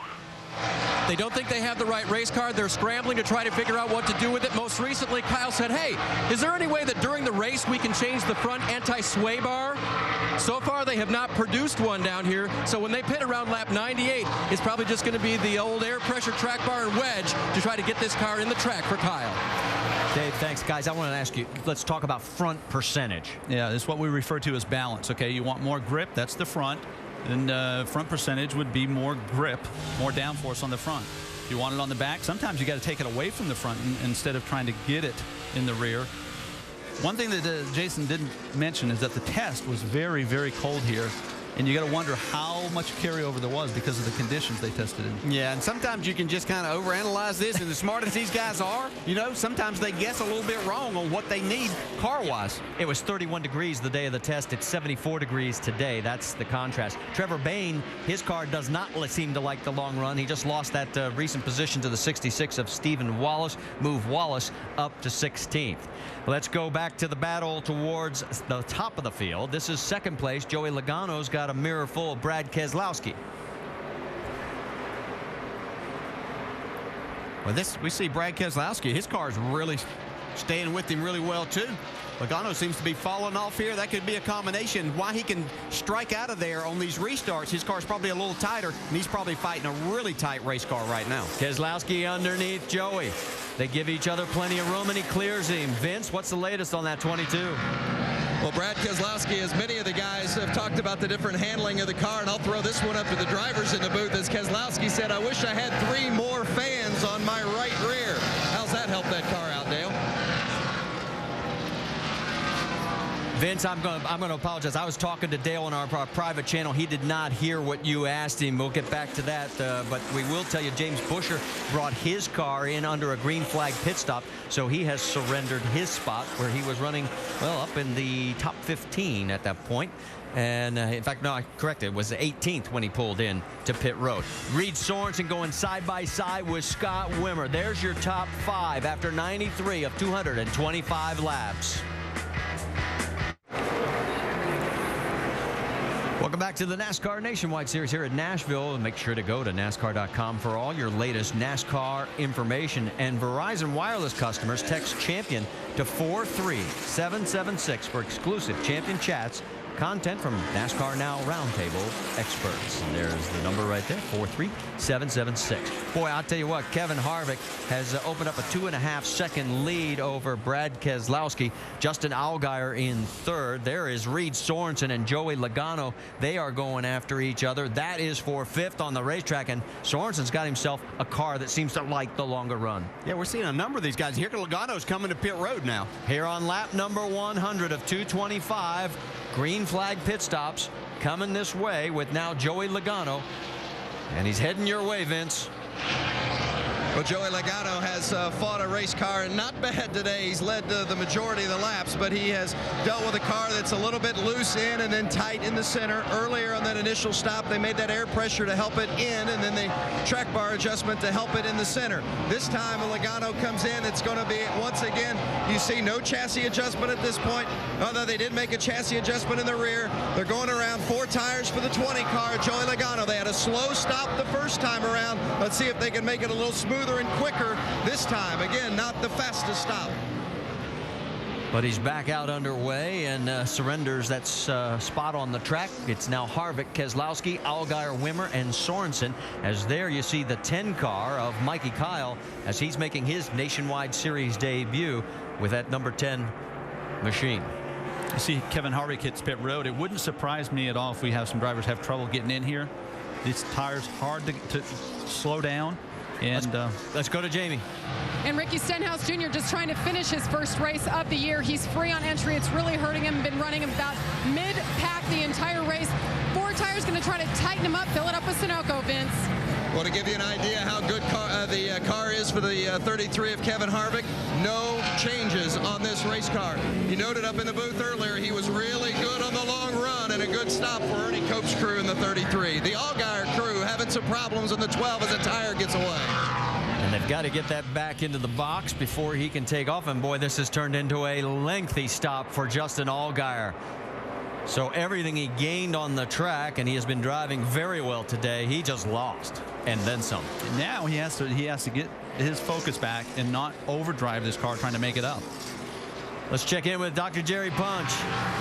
Brendan Gaughan having a run, a better run than he thought they would be. They have struggled all weekend. When the race began, he was loose in and very, very tight off. And our broadcaster taking a week off, who was the car owner there, Rusty Wallace, helping make some of the calls to get Brendan dialed in. Doc, we got to interrupt you. We've got a crash out on the track. Another tough break for Ricky Stenhouse. This team has been struggling. They are not even in the top 30 in points for Roush Fenway Racing, and now he is in the wall. He was running 20th at the time, and look at the damage on that City Financial Ford. So the caution has come out. Now they can continue to work on those cars that were already in. So a big break for Brad Keselowski. They get to finish the work. Not sure how that developed, but the point I was trying to make earlier is it is so hard to slow these cars down when you're in the racing groove and you're looking, checking your mirror. Got to get down to pit road speed. That did happen off of turn 4. They're trying to get every ounce of fuel in, and man, what a mess. And Ricky Stenhouse has got to be wondering, what do I have to do? Take another look right there. He's got problems. Trying to slow down, I think. Or was he locking up the left front there? Yeah, it looked like that. He was locking up the brakes trying to get in and then got hit from behind.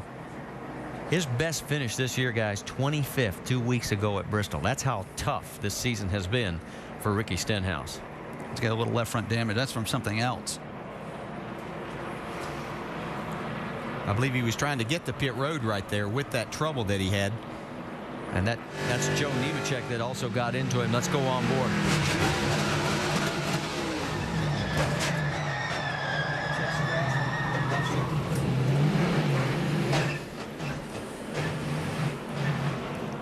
Pits are closed right now, we can tell you. Joe Nemechek, if you remember, I think it was last year, he ended up going upside down across the start-finish line. So this one wasn't nearly as bad. Now, let's see if we can see what happened. That's Justin Allgaier's team right there. Oh, the tire ends up hitting the car. That's how it got outside the box. We only saw the end result, guys. Oh.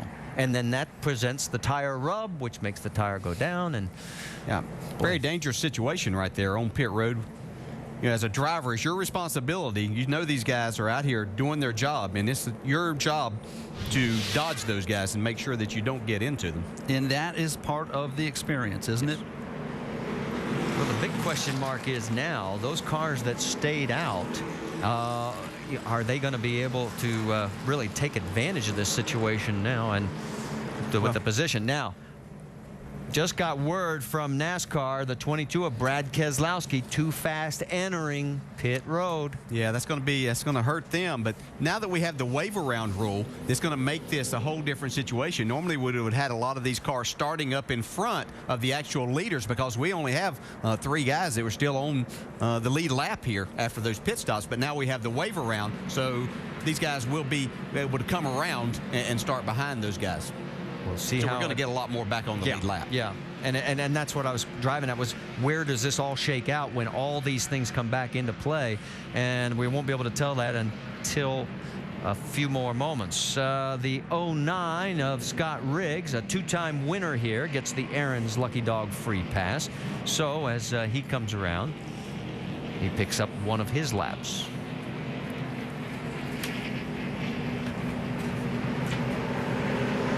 Race leader right now is Scott Wimmer.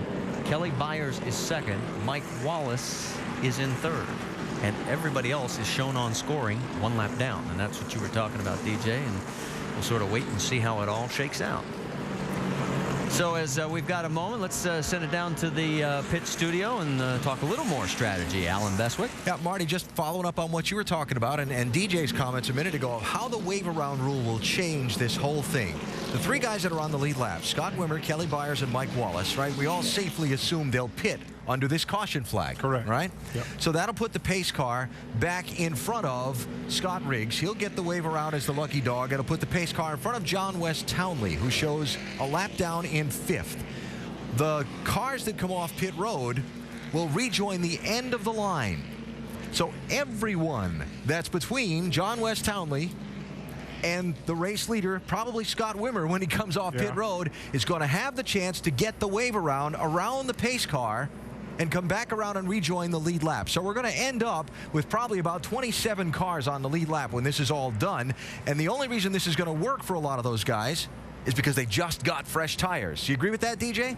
Yeah, you're exactly right, Alan. And that's the great thing about the new rules that NASCAR has put into position. Makes these situations much more manageable. Instead of having all these cars on the tail end of the lead lap, where we used to have a lot of problems, now we'll have them all back on the lead lap racing each other. I know it's confusing for them because I got a great view up here and I'm confused. Yeah, and that's why it's always safer to just say, okay, we'll sort this out in just a matter of moments. You see Mike Wallace, as he has also come to pit road to get his service in the Monster Diesel Impala. They've got plenty of time. The pace car is right now down the backstretch. So while they roll on out, as we've completed 108 of 225 laps, we'll step aside for just a moment here at the Nashville Super Speedway. But a lot of racing still to go.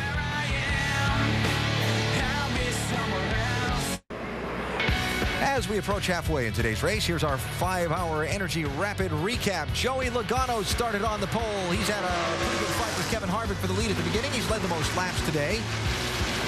Joey Logano got out early and led 69 laps. He and Kevin Harvick were dealing it up. Jason Leffler on lap 43 obviously got in there with James Bush, backed it to the fence really hard, ruined his day. Now, Leffler has just recently returned to the racetrack. He is 63 laps down. There's Kevin Harvick. Had a long green flag run just up until a second ago, and he really showed some muscle there. Yeah, that's where his car has been best, and he said it. You know, on those long green flag runs, he is going to be a contender. It's the short runs that kills him. He loses a lot of track position, but he's still 5th right now. And during the set of green flag pit stops seconds ago, this on pit road, ouch. Boy, I tell you, that is just simply bad luck. You see the car coming out out, and that 12 car was cocked in the pit, a bad angle, tore up the left side of the 6 car pretty bad. And that left front fender damage led to the accident with Stenhouse that put us under caution in the middle of the stops. Now, we mentioned Brad Keselowski caught for speeding on pit road on that last stop. Well, we might have an explanation why. Listen. Out of gas, out of gas, out of gas. Coming to you, we're out of gas here, guys. And so when you're out of gas and the engine's not running, what's happening? Going to be speeding. You don't have a tachometer. You're going as fast as you can go, and you have no idea how fast you're going. Tough break for the 22. Had a good race car. Still plenty of time, though, to make up positions for Brad.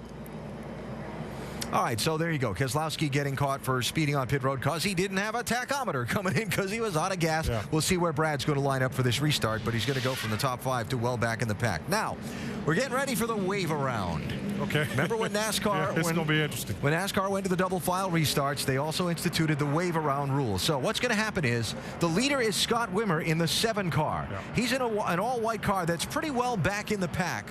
All the cars between he and the pace truck are now going to get a chance to pass that pace truck. So some of them, like Stephen Wallace, are going to come all the way back around and basically make up a mile and a third here as soon as they get the go-ahead signal from NASCAR. You'll see Kevin Harvick and James Buescher and all these guys. Here they go. It's a race within a race. Right? We're going to have 42 cars back on the lead lap here. Yeah. So there they go. And the one who will stop the procession past the pace truck will be Scott Wimmer. He'll come up in line behind. So all the guys who got caught on pit road by the caution are now back on the lead lap. And they'll come back around and rejoin the tail end of the field. And once again, we've got us a lead pack to go racing. Trick is, they don't have much time to get caught back up. That's exactly right. That happens on the 1 to go signal. One to go. So you yeah, see the leaders. Yep. And you see the pace truck coming out of the turn there. So they've got to really hustle to get back up there and get in line. Or as you can see, they'll be left out for lunch. So, now to sort it out, I hand you to Marty Reed to figure out where all these guys are running on the racetrack. Good luck, my friend. All right, thank you, Alan. We can tell you there were a total of 22 wave rounds. 15 got back on the lead lap, plus Scott Riggs, who was the lucky dog. So now it is Wimmer. He's going to be on the inside in that number 7. Then Kelly Byers, Mike Wallace, Scott Riggs, Kevin Harvick, 5th. Logano 6th, then Kyle Busch, Reed Sorensen, Carl Edwards, Brendan Gaughan. That is your top 10. So the whole complexion of this race has reshuffled just as we approach halfway. Pace truck is off. I think we've explained that about as good as it could be explained. At least I know one thing. We're going back racing at Nashville Superspeedway. There's one thing for sure. 2 junior motorsports cars are 1st and 2nd right now. Those guys were getting good gas mileage, their tires were wearing good, and they're right out front. Yeah, but we got some slower cars in front of faster cars, and you know what usually that can mean. Look at Wimmer trying to jump away, but look at this pack in the middle here. Oh, they're 4 wide. That's not going to work. It's not going to work. This is congestion here. Oh, hang on. This can't work, guys. There it is. There's the contact. Stephen Wallace into the wall. Big wreck behind you. Big wreck behind you. Can you believe it? 2 wide. 16, Colin Brown also in. Stenhouse crashes. Now Brown gets swept up. Look at the mess here. You got the 81 of Michael McDowell, the 35 of Jason Keller. Oh, my. Mikey Kyle in the 10, his first start, and Stephen Wallace. I was curious how these drivers were going to treat one another as we went back to green flag racing because there was going to be that congestion, and that just didn't make any sense. 3 wide does make sense. We had 4 wide. Yeah. And you could just tell that it was not going to end up good for a lot of people. All right. Let's go back and take another look at this mess. This all started off of turn 2. You can see the 1 car get to the inside and make it 3 wide. That sorted itself out. But here, 4 wide right behind him. And there's just no room. And I don't know what makes us drive like this or behave like this, but there is an urgency midway through the race if you think, I've got to get to the front, and maybe that's part of it. Well, the only thing you're going to get to the front to in this deal is the front of the hauler. Seems pretty obvious after the fact, doesn't it? Yeah. I mean, it's like, where are we going? You can see both of Rusty's cars that he owns, the 62 and the 66, were 2 on the inside, but that kind of forced the hand of Jason Keller in the 35, and he didn't have anywhere to go, and that's kind of where things started. The 66 got up into him. Let's go on board with Steven. Just listen. Still middle. Still middle. Still middle. Middle and 4. 2 outside. 4 wide. 2 outside.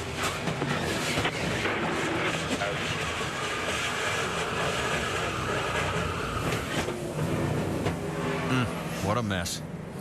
Common expression in this business, give and take. What, you know, at some point, one of those drivers, 2 of those drivers, maybe a half dozen of those drivers needed to say, all right, I'm going to live to race another lap because we can't do this getting into the corner. Well, this is going to take some time to clean up. This is our 5th caution here as we have just passed halfway. And, oh, man. Get out the checkbooks because there's a lot of bills that have got to be paid now.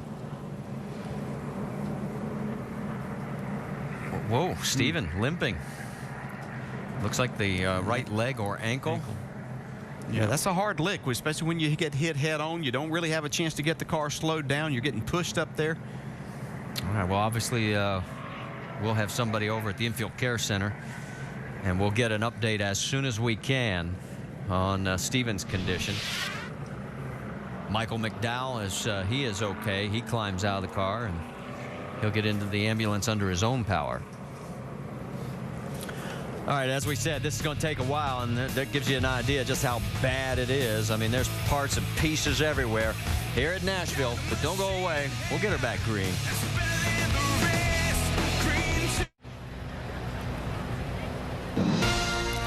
ESPN delivers the opening night of the Major League Baseball season tomorrow night, and it is a good one. The New York Yankees head to Fenway Park to take on the Boston Red Sox. The world champion. Both teams aces on the mound. That's right. CC Sabathia, Josh Beckett going to pitch.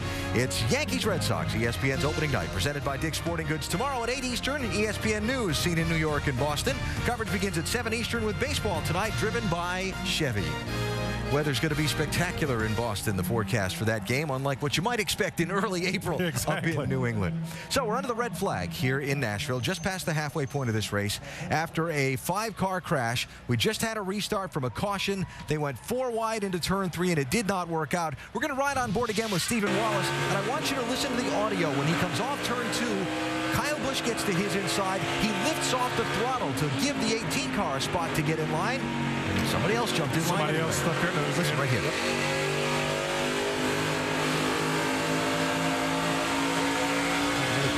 there. Lifts. Now back into it. And somebody else. When he lifted to give Kyle Busch that break, Brendan Gaughan jumped to his inside. And yeah, I mean, Steven looked like he did the right thing. He was trying to give people room, race around him. And he, like I say, he gave him a little bit, gave Kyle plenty of room to get in there. And before you know it, someone else stuck their nose in there. Let's see this. Yeah, it looks like his teammate just came right in there on him and didn't give him any room. And, boy, that was a hard lick. Yeah, did you see the movement of the safer barrier when that 66 car hit the wall? A very hard shot for Steven Wallace and the other drivers involved. There's what's left of the 66 car. Well, I'll tell you.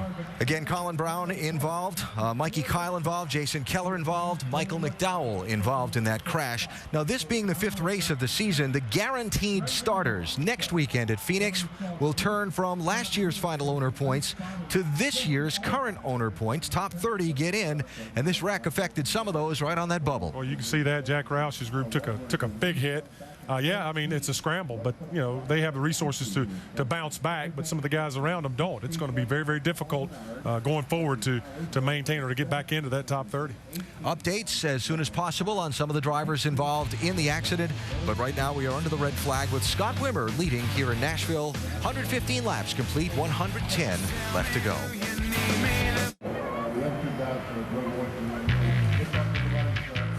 Our next stop on the Nationwide Tour is the Desert Jewel of Phoenix. The last 4 of 5 Phoenix races have ended in a green-white checkered.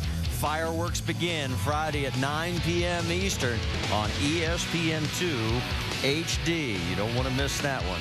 It's going to be a lot of fun. We're under a red flag condition here as we had the 5-car crash. There are the cars on the back straightaway. Good news to report from down in the Infield Care Center. Let's check in with Jamie Little. That's right. 2 of the drivers checked and released right now. Michael McDowell to my left and Steven Wallace to my right. Michael, I'm going to start with you. A lot of you guys were stuck a lap down. I mean, what was that like putting you guys all together? And what was going through your mind before you went green? Well, you know, it's just unfortunate. Anytime you have green flag stops and yellow comes out, it usually gets pretty exciting on the restarts. A lot of guys lap down, a lot of good cars that were running in the top 10, and it's just really unfortunate for everyone on the Mobile Shop 81. We had a good solid run, running in the top 15 most of the day, and saw him get 4 wide, and I was already up against the fence, and I'm figuring if I stay high, maybe I'll miss all of it, and just happened to get collected it. Steven came up the track. He must have got clipped, and by the time he came up to the track, I just hit him right in the door. It's a pretty hard hit, unfortunate for McDonald Motorsports, but go to Phoenix, and hopefully we'll get a good top 10 run. Thanks for talking with us. I'm glad you're all right. Steven, I know you had some help coming out here to the medical center. How is your right foot? Oh, it's fine. You know, I just stepped on it wrong. Our 5-hour Toyota wasn't too bad. We got caught a lap down there.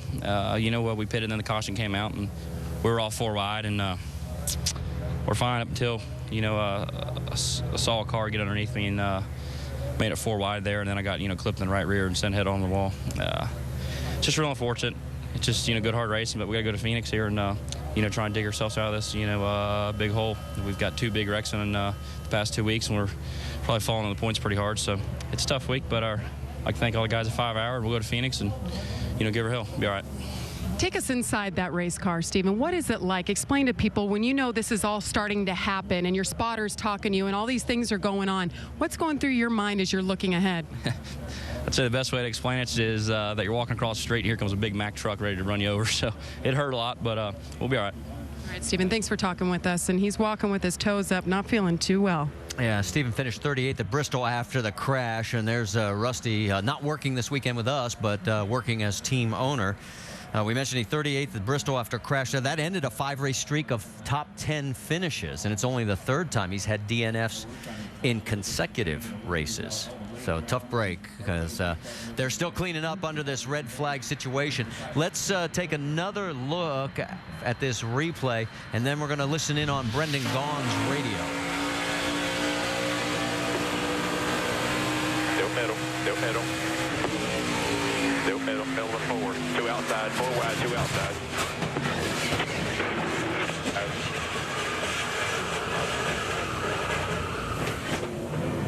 Now, it was Brendan's radio, or Brendan that was underneath him, and then this is the conversation from Brendan's radio right after the crash.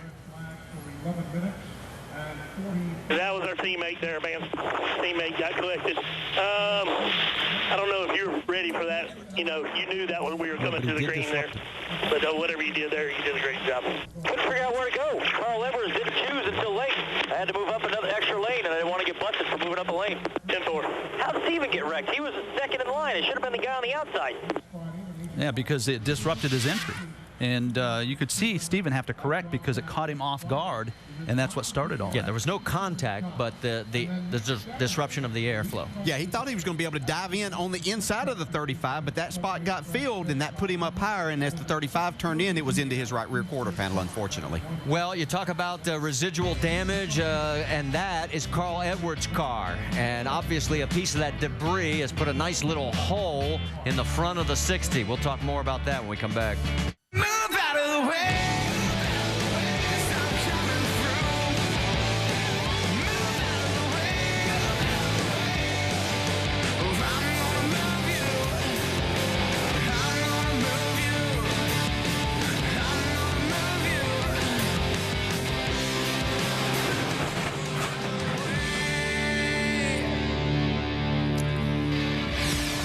Back under caution after a 14-minute red flag for cleanup after that 5-car crash you just saw here at Nashville Superspeedway. We noticed some damage on the nose of Carl Edwards, number 60, and Dr. Jerry Punch is down there. And Doc, what are they talking about doing?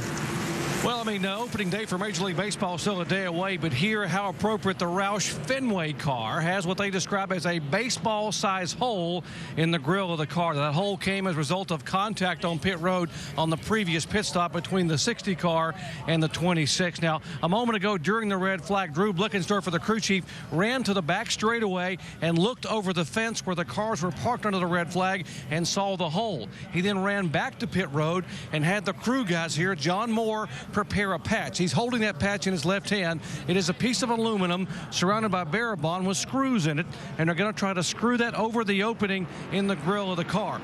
Why do they want to fix it? Well, we'll explain what that opening would do. Let's go to our Craftsman Tech Garage and Tim Brewer.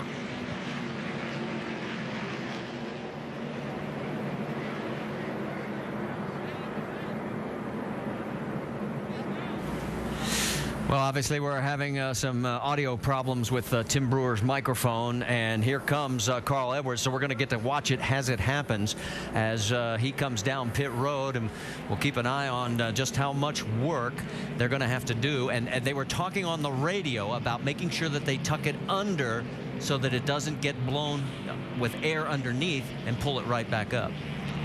We talked earlier about balance. What they're doing here is fixing a problem with the car that will affect the balance. If they don't fix it, Carl Edwards will be tight. Yeah, we even heard them talk about fixing it better than it was at the start of the race. So there's actually some things that they can do here that'll actually benefit them, they hope, as they try to come back up through traffic. That's a great point. You can see him having trouble with that one. This might be the best the car's been all day. Yeah, sometimes you can make something out of these type situations. It's just a matter. He's going to lose about. the ductwork on top. Make sure we look in there. He's going to lose about 6 spots from where he was in that 13th spot. They had preset these screws, and they're having trouble with the ones on top. I'm wondering if there was a piece of metal underneath that was probably prohibiting them from being able to drill those holes easily. Yeah, and when you get into the hood, which is metal, it's a little more difficult than it is with that nose, it being what it's made of, the Kevlar there, and so it makes it a little easier to get it in the nose than the hood. Jack Roush overseeing everything from the box. Looks like they've got the repair taken care of. And if that crew member would get out of the way, we would have been able to see the final result. There it is. You know, they practice pit stops all week long, but they don't practice that. So they did a great job. Well, you heard, we actually thought it was a result of debris getting kicked up into Carl's car. But as you heard Dr. Jerry Punch talk about, this is where it happened with some contact. Yeah, you can see this is happening right behind where it's 4 wide and the wreck happening there. He gets into the back of Reed Sorensen a little bit. And that's where the damage came from. And it looks like he's got punched in the nose, but it looks like it's going to work out okay for him. Well, I never really cared how they looked as long as they went to victory lane. Yeah, they don't score on style points. So it looks like now, as we get ready to go back, it'll be 20 cars on the lead lap with Scott Wimmer still our race leader in what has been a very good ride for him today. Kelly Byers has moved into the 2nd spot. Mike Wallace is still 3rd. And then the guys that have been really dominating the race, Kevin Harvick, Joey Logano, and Scott Riggs and Kyle Busch. That's your top 7.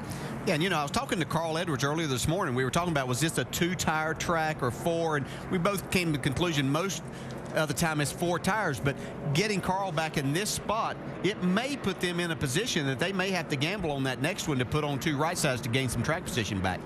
Well, we're right at the top of the hour. If you're just tuning in, we have had a 14-minute red flag after a 5-car multi-crash put us down for major repairs on the cleanup side. And what it has done is we've now find ourselves with 20 cars on the lead lap.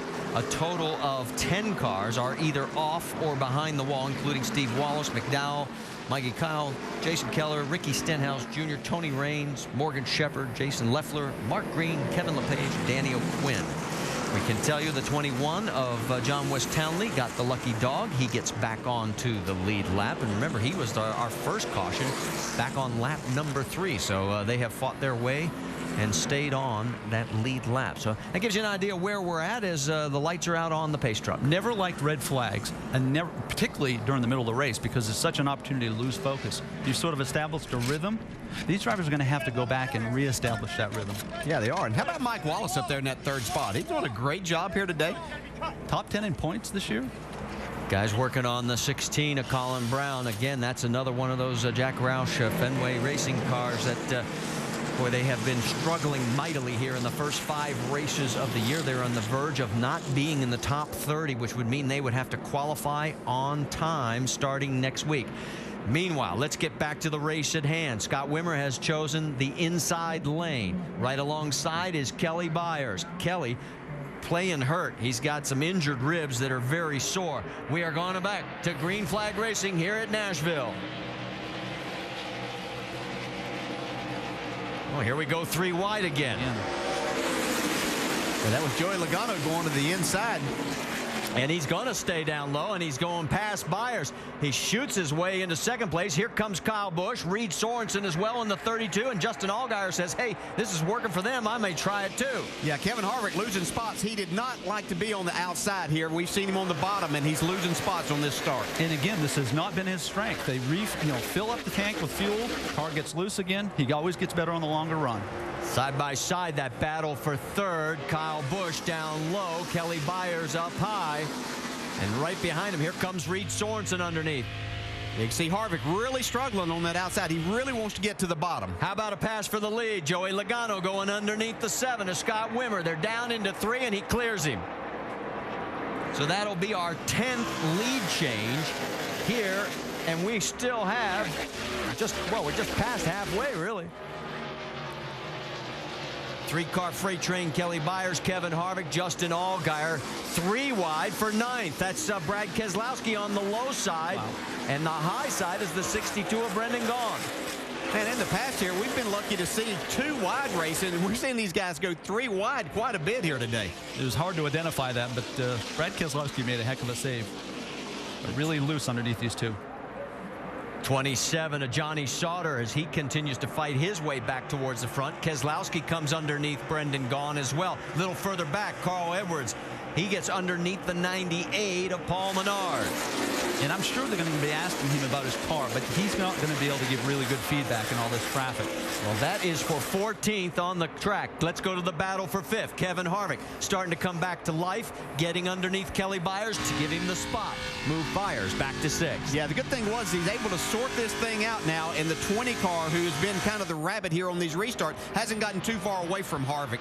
That'll battle. Justin Allgaier says it worked for one. Maybe it'll work for me as he does get around. So all of a sudden, Kelly Byers is sliding back. Remember, he restarted in 2nd. And all these players, before we had the green flag stops, are starting to find their way back to the front, settling in. Johnny Sauter and Brad Keselowski. These 2 have teamed up here on the last couple laps, going around some slower traffic. That is the 09 of Scott Riggs. Now, Riggs, that was 4th position, but he has, you can see he had a handful of car. And look at this, as Carl Edwards had a handful. Yeah, and I was talking, Carl's making some pretty good time here, making some passes. If he can get himself back into the top 10 before it comes time for that next pit stop, they may be able to put on 4 tires and then drive their way up there. He's picked up 6 spots. He restarted 18th. He's up to 12th. His next target is Michael Annett right in front of him. Let's go back a little further forward, and Johnny Sauter and Brad Keselowski. And Keselowski's gotten around Sauter. Yeah, I think his car's a lot like Harvick's, Ricky, that it takes it a few laps to come in. They're really, really loose on these restarts. It's kind of encouraging, though, to see the 22 make that pass on the bottom. He's been favoring the high side, giving himself more room for error in his passes, so maybe the car is getting better. Check in on the battle for 3rd place. Kyle Busch and the 32 of Reed Sorensen. Boy, this 32 car seems like no matter who's been driving it this year, it has been a top 5 performer consistently. I think over the last couple of years that people like Brian Vickers and Denny Hamlin, we've seen him in this car some, that they've really helped this race team become a lot better. Scott Riggs sliding backwards as here comes Carl Edwards getting around him, and Trevor Bayne closing in as well. Let's get more on the 09 from Dave Burns. Well, they know they haven't got a car to stay in the top 10 today, but they have stayed in the top 30 in owners' points throughout this season. They're 21st coming into today's event. Scott was the lucky dog 2 cautions ago. He got the free pass, got back on the lead lap, and they've run pretty well. At the moment, his car was, or the last run was just a little bit loose. They made a track bar and an air pressure adjustment just to try to keep him in the hunt. Battle for 3rd is heating up. Kyle Busch has got Reed Sorensen underneath him. Sorensen, as they head down into 3. Sorensen's going to clear him. And here comes Kevin Harvick. Yeah, just as Ricky pointed out earlier, this is a big race for Reed Sorensen to get himself back established, running up front, let people notice that, hey, I can drive a race car. Sorensen's worst finish in his 3 career starts in his number 32 car is 7th. That was at Bristol 2 weeks ago. That gives you an idea how good he is in this 32 machine. And you can see the 18 still struggling. Here comes Harvick to the inside now. Yeah, he exposed the weakness of the 18. Reed Sorensen did, and now Kevin Harvick's capitalizing on it. I expect the 12 will do the same. So all of a sudden, Kyle Busch is getting past. Here comes, and he's going to slam the door on Allgaier. He says, son, you're going to have to wait. Yeah, that's one of those situations, maybe taking advantage of a younger guy that, not a lot of experience in there, that, Justin just came off a win, got himself up in the points, didn't want to stick his nose in there and press the issue right now. And you notice Justin got out of it, and look how much ground he lost. He's about 3-4 car lengths back. That's the gap there, and the leader up front is Joey Logano as we are working lap number 131. Pit stops happening at the Nashville Superspeedway. Kyle Busch has come on to pit road. His car is tighter this run all the way through. They'll change 4 tires, go back on the air pressure, and make again a track bar adjustment on that race car. They'll raise it a little bit more. Doc? Paul Menard in, track bar adjustment up 1 round, and they're going to change 4 tires. Menard's car getting better and better. Everyone's still battling basically a tight condition down here with the exception of the 7 car. Wimmer, the only guy I've heard that said I'm still free, but getting better every lap. Menard is away. Michael Annett also stopped. Trevor Bain stopped. Brendan Gaughan stopped. And this is why we are under caution. When we were in break, Willie Allen blew a motor and has limped it back to the garage area. And it is our 6th caution. And take a look as you'll see this big plume of smoke. And everybody in the front straightaway is now choking. Tough break for Willie, though, as he had his career best finish just 2 weeks ago at Bristol when he brought that 05 home in 15th spot. Joey Logano, our leader. Getting ready to go back to green flag racing here at the Nashville Superspeedway. Let's reset it for you. Joey Logano's on point. He's going to start down low. On the high side will be Scott Wimmer. Then in row 2, Reed Sorensen, Kevin Harvick. Then Justin Allgaier, Brad Keselowski, 7th and 8th, Kelly Byers and Johnny Sauter, Carl Edwards, and Brian Scott round out your top 10. And keep an eye on Wimmer. He has got that 7 car riding well. He's had 8 top 10 finishes in his first 9 races here, including a win. This is no fluke. If he can keep in contact, he could have a great run today. But look at the restart by Logano. Logano's been super on the restarts. Goes to the bottom. He's very fast in the short run. Yeah, let's see what Harvick can do. He had to start on the outside again. Well, and it looks like right now, after we sing his praises, the 7's getting shuffled. Sorensen underneath from the 32, and he got freight trained by 5 cars. Yeah, and Harvick and Keselowski really took advantage of the opportunity that was put in front of him there to get in 2nd and 3rd. And Joey has opened up that much of a lead over Kevin Harvick. 3rd place is Brad Keselowski. Remember, he was back at 18th spot at one point after a penalty. Yeah, and we heard Doc talk about the 7 car, the only one talking about being loose, and I think that may have hurt him on that restart right there. You're looking at Reed Sorensen from the rear bumper of Justin Allgaier. Let's go 3 wide again. Hang on. This is a battle for 14th. There was some contact. Trevor Bain, he's loose. He's hanging on. He's made the save. He'd make a good goaltender right now. These guys are good. Yeah. Woo. That's okay, but there's no future in it. How about James Busher? He got the lucky dog. Look at him. He's in this battle as well. He's right on the outside of the 15, sliding back just a little bit as he gets high. How about a battle for 2nd? Brad Keselowski looking underneath the 33, and he takes the position from Kevin Harvick. It's really interesting. You know, you have Logano as the quickest by far on the early run. And then Keselowski and Harvick, I think, are the guys to watch if this thing goes long green flag racing. We haven't seen that in a while, but that pass could be significant. Both setting sail trying to catch up to race leader Joey Logano. Let's get more on the 22 car. Vince Welch. Well, remember, Brad Keselowski had run out of fuel. He'd gone to the back, and after that running out of fuel and that long pit stop trying to get it started, as you see Kyle Busch go on the inside, Keselowski said, don't worry about it, guys. The car's plenty good. We'll work our way back to the front, and that's where Keselowski is. He's running 2nd. You know, you call him Concrete Kez. Over the last 10 races on the concrete, his average finish, 3.1. He is a little better on the longer run than the shorter run as well, but off to a good start on this restart. We'll see if he can hold Harvick behind him and make some ground up on the 20. The truth is, in the last 17 concrete races, he has scored more points, Keselowski has, than anybody else. That's how good he's been. He's doing a terrific job. The 18 here trying to make, hey, while the sun shines here, they got those new tires, and he's trying to pass as many. Ricky, that was one of your things that you said on these restarts early before the race, right? Yeah, and Dale, I'm wondering here, he's been tight all day long. He's in traffic. The challenge for Kyle is coming up through traffic, and getting a feel for the car, because naturally in that position, it's only going to make it tighter. I'm watching Scott Riggs. He's got his hands full right there, guys, on that shot. You could see him hacksaw on the wheel. He's hanging on for dear life against the 98 of Paul Menard. Menard's got that low side, and he's going to get by him. And the 70 of Shelby Howard trying to follow as well. Look out, they got trouble. That might be a product of the earlier incident, the first incident. That could be a payback. And oh man, fire in the #1 of James Busher. It's on fire, buddy. They have got the window net down, and he is climbing out. Y'all good. Jump on out. Jump on out. Busher is out, and you mentioned it. It goes back to earlier when Busher got into the 38 and put him into the wall. Dale and I talked about that incident, the first incident of the day, and it's hard to describe, folks, what it feels like when you're in the car. But for Jason Leffler, it feels like you got hit by an airplane. I mean, and it looks very sensitive from here.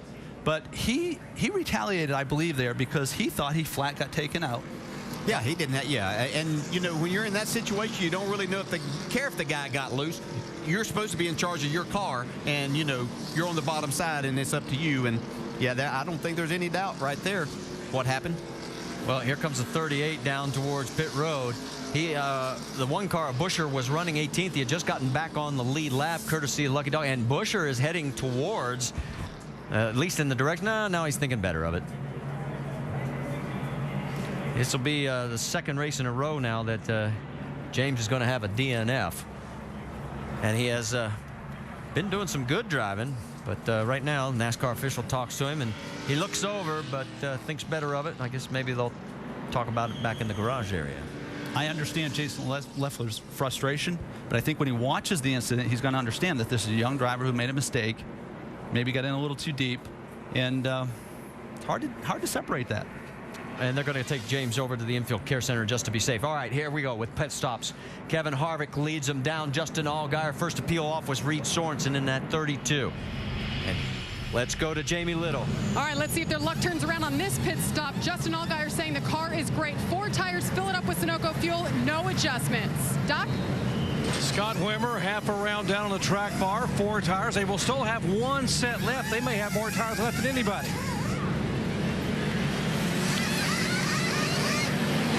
Kevin Harvick car, you see the 33 taking a 4-tire change. The previous stop, they made no changes. Remember, Harvick's been really good on the long run. He needs a long run right here. Well, let's check it off as the Nationwide Insurance race off pit road. You can see, well, you almost saw. And we've got one modified out on the racetrack right now. Let's go back and take another look at this last incident on our 7th caution. Keep an eye on the 38. We can see he gets a run up off of turn 4 here. And it just didn't give him any room for sure. Now let's go back to lap 43, and this is what you were talking about. This is what started it all. Yeah, I can't describe to you how hard that feels inside the car. It feels like you just got taken out.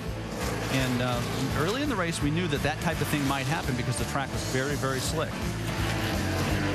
Well, we can tell you right now, I'm sure there's going to be some words. Leffler was 64 laps down, running in 39th, and Busher was running 18th. Stay with us. NASCAR Nationwide Series in Nashville is brought to you by Choice Hotels. When you stay 2 separate times, you can earn a free night. For details, visit choicehotels.com. And Toyota, moving forward. ESPN delivers opening night of the Major League Baseball season tomorrow night as the New York Yankees head into Fenway Park to take on the Boston Red Sox. Both aces on the mound, CC Sabathia, Josh Beckett. It's Yankees-Red Sox. Doesn't get any better. ESPN's opening night presented by Dick's Sporting Goods tomorrow at 8 Eastern.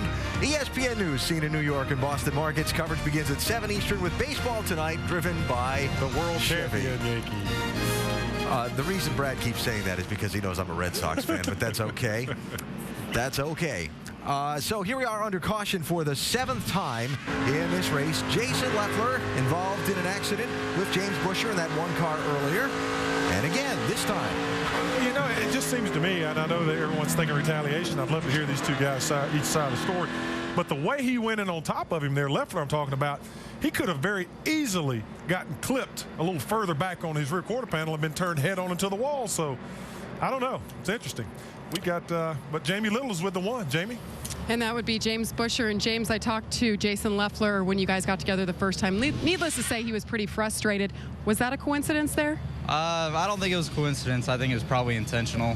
We did get together earlier, and he crowded me down on the white line. I just got loose under him. I didn't mean to do it at all. But, no, I guess he's mad at me for it, but I would be mad too. But, I mean, he tried to wreck me under caution, a couple cautions earlier, and then just taking me out deliberately is kind of a little bit overkill.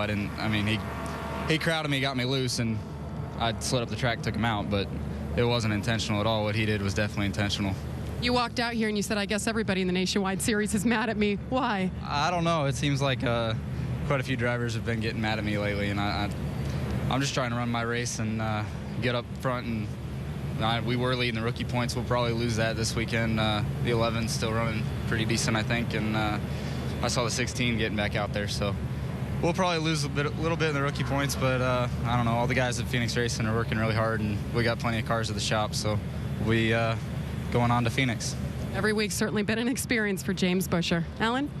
All right, Jamie, thanks. NASCAR talked about before the start of the season, let them race, let drivers settle it on the racetrack. We've certainly seen some cases of that this season, and here's one again today. Yeah, James Busher got down towards the bottom of the racetrack, got a little bit towards the apron, and it got loose when Leffler came around, and it was an accident. Got into Jason, did ruin Jason's day, and I hate to see him retaliate because the young man didn't mean to do that. It was an accident, but he comes off the corner here, crowds him, and like I say, that was a really, really risky move. Of course, Leffler's car is already pretty much trashed up, but he could have been hooked and ran head on into the wall, but tough stuff. And if you were with us for NASCAR Countdown earlier, we heard Brad Keselowski in his own words talking about his approach and how it maybe has ruffled some other drivers' feathers. You heard James Busher just there, somewhat similar. I'm just trying to run my race, and it's apparently not going over well. Yeah. So more to come, I'm sure. Now, really interesting strategy situation has been set up here. We got drivers on 3 different pit stop schedules. Joey Logano and Brad Keselowski did not pit under this caution, along with Paul Menard. They've stayed on the racetrack. You got Kyle Busch lined up in 4th position. He pitted at lap 133. Then you got Kevin Harvick, who leads the guys who just came off pit road just now back in 9th spot, who pitted at lap 144.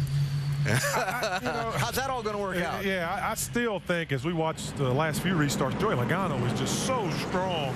He's able to pull the field. I don't know if the tires that all those guys got on all those pit stops are going to be able to catch up and give them opportunity to advance themselves right now because Joey Logano is just gone. But here's the thing. Logano's going to have to pit again for fuel before this race is over. So he's going to give up track position if you make the assumption that Kyle Busch may be able to go the distance, and that's something worth following up on. And Kevin Harvick can go the distance from here. Logano's going to have to go back behind all those guys later on.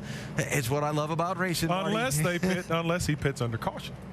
Yeah, well, but he's still giving up all the track position. Yeah, I agree. Going to be behind all those cars. That's what I love about racing, Marty. Who's going to win and how? All right, thank you, Alan. As we're getting ready to go back to green flag racing here, but we got just enough time. You know, we're talking about Joey Logano and why he likes the standalone weekends.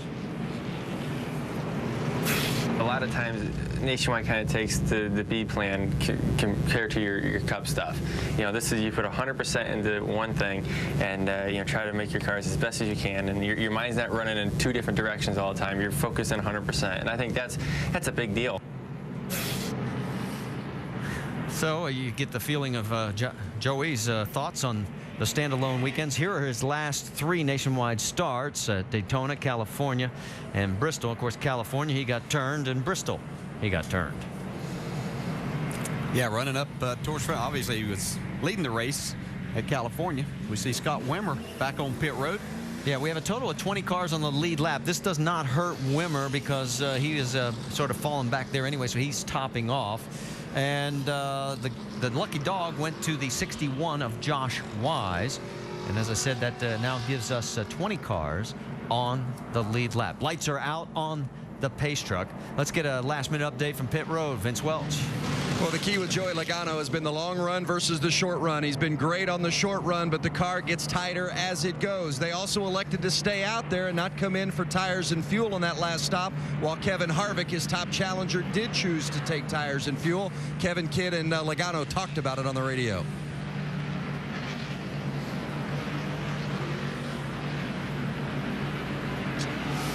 And we'll see if we can get that radio transmission just a little bit later. Let's reset it for you. It'll be Joey Logano on the inside, Brad Keselowski on the high side, then Menard, Kyle Busch in row 2, Trevor Bayne, Michael Annett, row 3, and Johnny Sauter, Brendan Gaughan, row 4, Kevin Harvick, Carl Edwards. That rounds out your top 10. And we just got word as we go back to green flag racing, the 38 has been parked by NASCAR for aggressive driving. We'll try and get an interview with Jason Leffler. That should be fun. Kind of a straightforward restart. I'm going to watch the 18 car here. He has fresher tires. He's battled his way back up to the leaders. Let's see how much strength he has. He's running third right now. Michael Annett got a great run going right now in that 15 car. And Paul Menard has fought his way back from near the back of the field. And he is running up in this top group as well. I found it interesting, teammates with Keselowski and Justin Allgaier taking on different strategies there. With Keselowski staying out, Allgaier and his crew deciding to come in to pit road and get tires. Well, that's nothing new for the captain. I mean, he's known to do that in IndyCar, and he'll do it whenever he thinks he can get the advantage. He's got 2 good race cars right now. Keselowski is all over Joey Logano. There it is, about a car length, and then it's narrowing down as they exit the turn. And this 22 car has seemed to get better and better as this race has gone on, Ricky. I don't know if it's the rubbering up of the track or just the adjustments they've made. It seems like it's the balance of the car, and some 2-wide action here. Paul Menard, Michael Annett. And Menard's got the low line, trying to make it stick. Whoop, he slides a little bit. Annett regains control of the position, and now Menard's under attack from the 27 of Johnny Sauter, and Trevor Bayne on the high side. And here comes Harvick underneath as well. So Menard all of a sudden went from hero to almost zero. Yeah, you can see that one little slip in the center of the corner, what we've been seeing all day, cost him about 4 spots. Again, this is not Kevin Harvick's strength, and he needs to get through this traffic as quickly as he can. Harvick trying to work his way up. That is for 7th position. He gets underneath the 98 of Menard. So move Kevin to 7th. In clean air, the fresh tires will pay off. Down the backstretch to 32 of Reed Sorensen. You saw him, and there he goes underneath Brendan Gaughan. That's a little bit further back as they are duking it out for 9th and 10th. There's Carl Edwards and Justin Allgaier side by side. That's getting a little cramped. I was going to say literally side by side right there. Almost traded paint schemes on each other's car.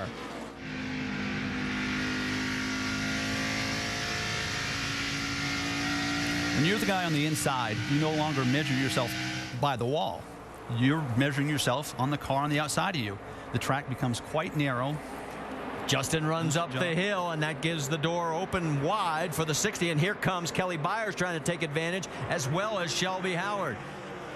And Brian Scott back further forward. That's Trevor Bayne. Did I see sparks coming out of Kevin Harvick's car there? Bottoming out there. Bottoming out? Yeah, that track's a little bit rough down there as you enter turn 1. There's a few bumps, and if you have to drive it in there straight, it will bottom out some. He is now 6th. So Harvick trying to reel in the front pack. It's been a long time since we've had that long green flag run, but if we get it, this car will find its way to the front. Well, the longest green flag run was 94 laps last June. The last 94 went green, but we'll see what happens. We're down to 68 laps to go. Next time by, let's check who's fastest at the line. We're heading down in through turns 3 and 4. Here comes Joey Logano. We'll see who is quick. So far, stays with Joey. Kyle Busch 2nd. Kevin Harvick 3rd. Does that surprise anybody up here?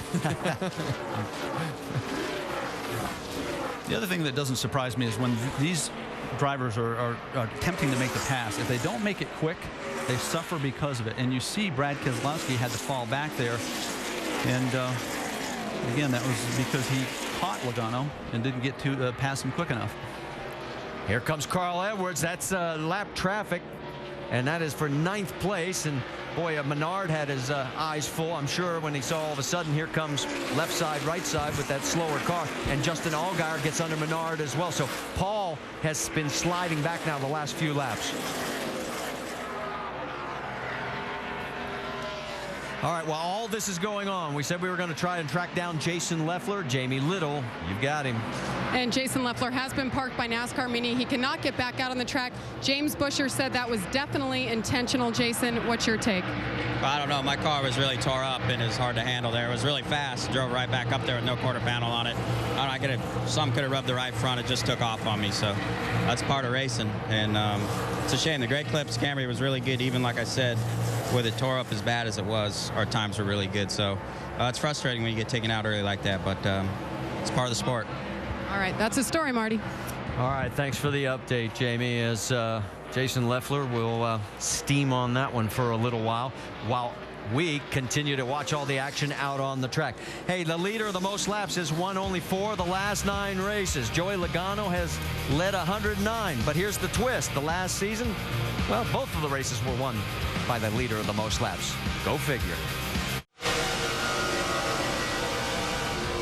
Let's set the calendar for you for next week, because the NASCAR Nationwide Series will be in Phoenix for qualifying at 5 Eastern and the race Friday night at 9 Eastern, both on ESPN2. And then the weekend has plenty of O'Reilly NHRA Spring Nationals action, both again on ESPN2, with qualifying Saturday at 11 Eastern and the finals Sunday at 8 p.m. Eastern Time. Race leader right now, Joey Logano. He has led 115 laps. And we've now got 58 laps to go. He's clinched the bonus points there. You can see the gap over second place, Brad Keselowski. A little bit further back by 3 seconds is Kyle Busch. Now, let's start talking about one thing, and that is fuel, because it looks like we could have a situation arising here with some of these cars. Yeah, these guys, we had the green flag stops earlier. They went about 68 laps, and then these other guys have been talking about 70 laps, might be a max. They had a little more than that to go when we went back green flag racing. I've been watching Kevin Harvick's time. He has a fast race car, but he's holding back a little bit right now. I think he is possibly looking at saving fuel right now and trying to stretch this. He has the tires to do it, but can he save enough fuel? We know the guys right up front are going to have to stop. Right, because Brad Keselowski pitted on lap 100. Edwards at 104. Now Kyle Busch, Michael Annett, Kevin Harvick, lap 144. So mathematically, if they can save enough fuel, they're there. Ricky, we forgot to tell you that Andy normally does that figuring for us, and you were supposed to figure fuel mileage for us here today. I'll take care of it, guys. Okay, good. I'll get back to you. A couple of 90s, a 98 of Paul Menard diving underneath the 99 of Trevor Bayne, and here comes Brendan Gaughan to get in this mix as well. That is for 10th, 11th, and 12th on the racetrack. All 3 of these guys have done a great job today, and it's harder to do this, these 3 occupying one another, than it is to be Joey Logano up front. Drop a little bit further back. How about the battle for 15th, as you've got Brian Scott duking it out with Shelby Howard. And this is a great run for this 70 team. Shelby Howard is one of 2 career best finishes, was at Memphis last October, where he finished in 12th. So right now, this would rank right up there with that team based out of Indiana and trying to work their way forward here at Nashville. All right, we mentioned fuel. Let's go back to the front of the field. Let's go up to speed. And Vince, what's the latest on Joey Logano's situation? Well, Joey Logano, as you noted, has led the most laps today, and he did not come for fuel or tires on that previous stop, and he and crew chief Kevin Kidd had that discussion. What should they do? They ended up staying out. They're going to have to come at about lap 182. That's about 10 laps from now. Now, second place is the 22 of Brad Keselowski. They're in a similar situation.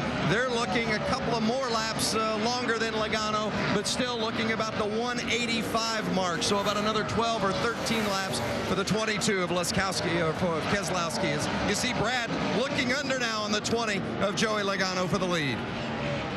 Dave Burns. And Vince, I don't know how they're going to save much fuel on those cars. I guess they don't really have to, racing that way. Kyle Busch behind them, on the other hand, has has been saving some fuel. And just about 5 laps ago, crew chief Jason Ratcliffe told his driver that they would be right on it or maybe a half lap short as far as fuel goes. That's before any extension of the race to make sure we get it in under green. They've got a set of sticker tires sitting here behind the wall for Kyle, so my bet is a late caution. You will see them come down pit road, but it looks like they could stay out on fuel if they wanted to. All right, thanks for the update on the top 3 as they continue. And remember, Kyle pitted on lap 144, and it was Brad at lap 104 and Joey Logano at lap 100, and we now have 51 to go. And there's the fuel gauges for everybody, and the only one that really looks good is Kyle. I've been figuring this since Dale asked me, and Dale, I'm ready to get back to you here. Logano and Keselowski cannot make it. You're on top of it. You know, I'm finding out you're a lot like Andy already. He states the obvious a lot of times there. Okay, well, that's the gap right now between first and second is about 9/10 of a second as Brad Keselowski gets ready to go around Kenny Wallace. Kenny 1 lap down, soon to be 2 now, in 24th position. This is agonizing for these guys, but I tell you what, you don't want to run out of gas here. 50 laps to go, 49 this time by. So it's going to get interesting here if we do not have another caution. So this will be our final green flag break. When we come back, we'll take you to the checkered flag with Brad Keselowski right now, 1 second ahead of Joey Logano.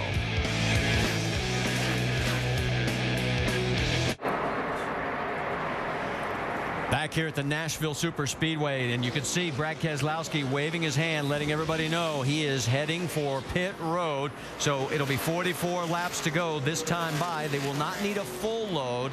They'll need more time to get those tires changed. I'm going to watch for the adjustments, guys, because he said he had loosened up at the end a little bit too much, he thought.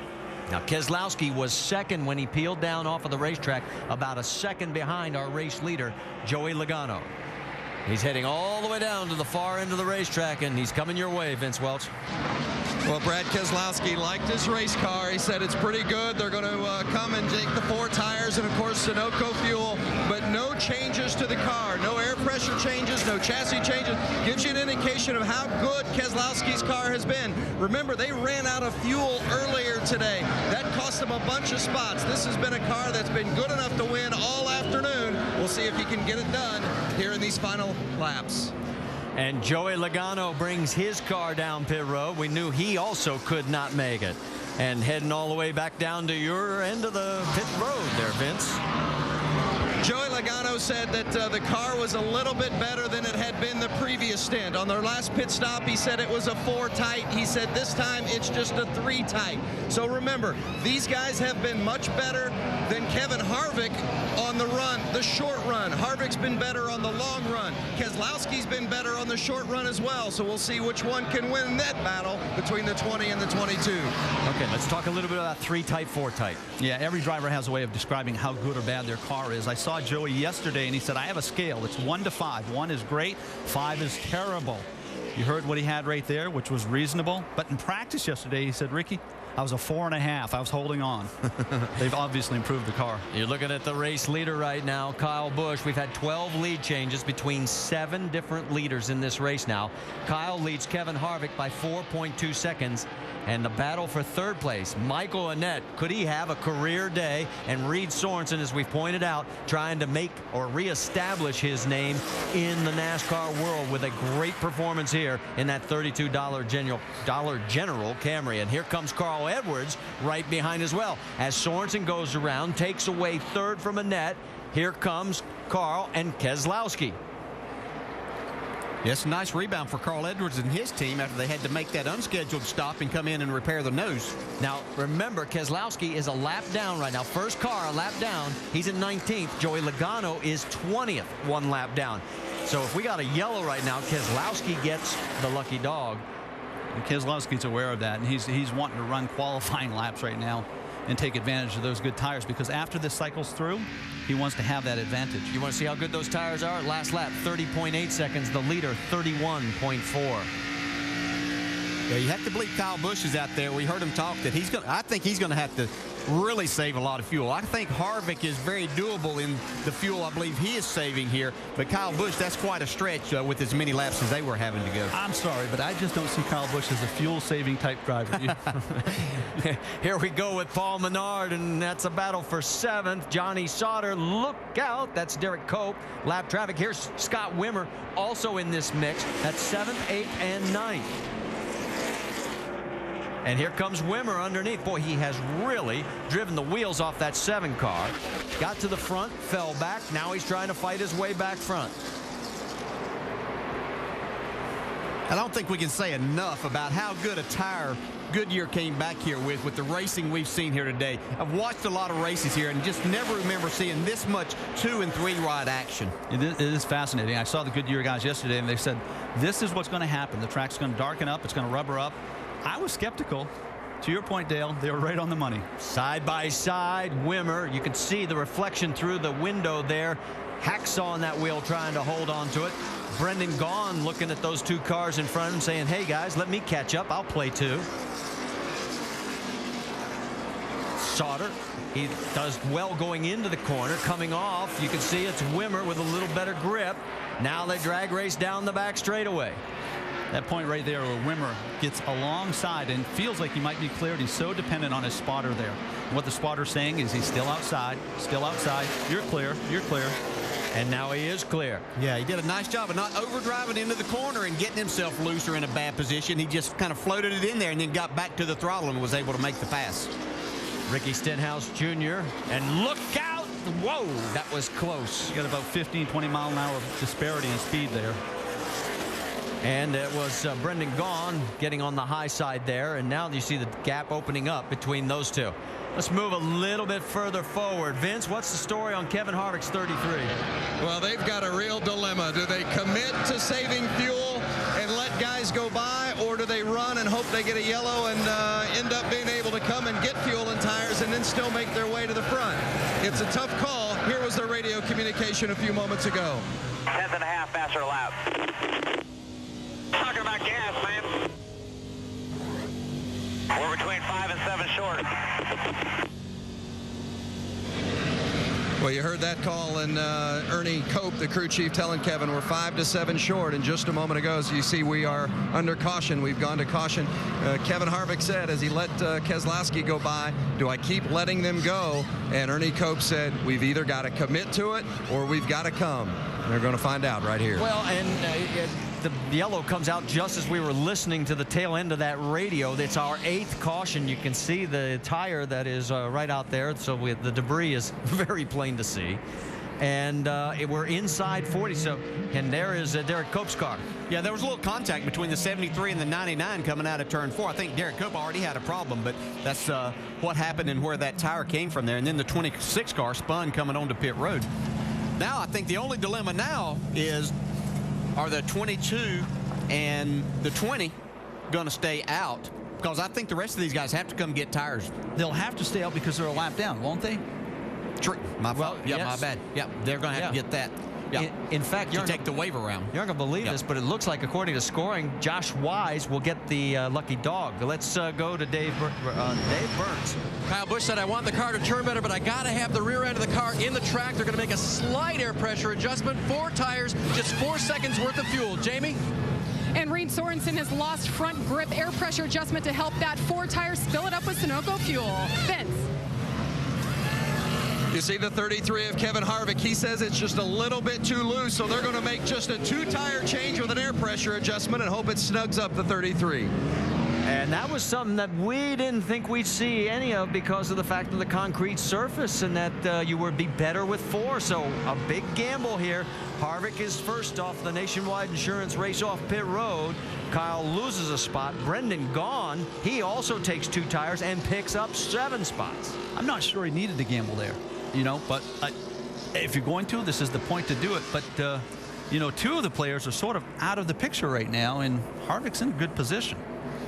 Yeah, that is a little surprising because you would think with a good, reasonable pit stop, they would come out second to Kyle as they went into him. And a little bit surprising there.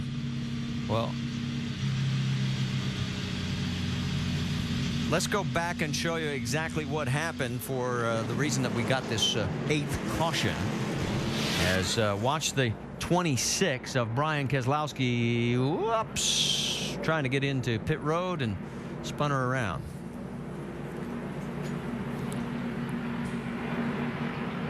And then you also saw the debris of the tire that was out on the track. So between the two things, that's what we're under our 8th caution for. And it's going to set up a very interesting climax to this race, because we now have 20 cars on the lead lap. We introduced you to John Reese, our over-the-wall crew member on that 27 car, Johnny Sauter. Let's show you what his last stop looked like. Oh! Come on now. That's what it's all about. Having some fun on a Saturday afternoon, baby. Coming around the left side, right side really good. Get it up.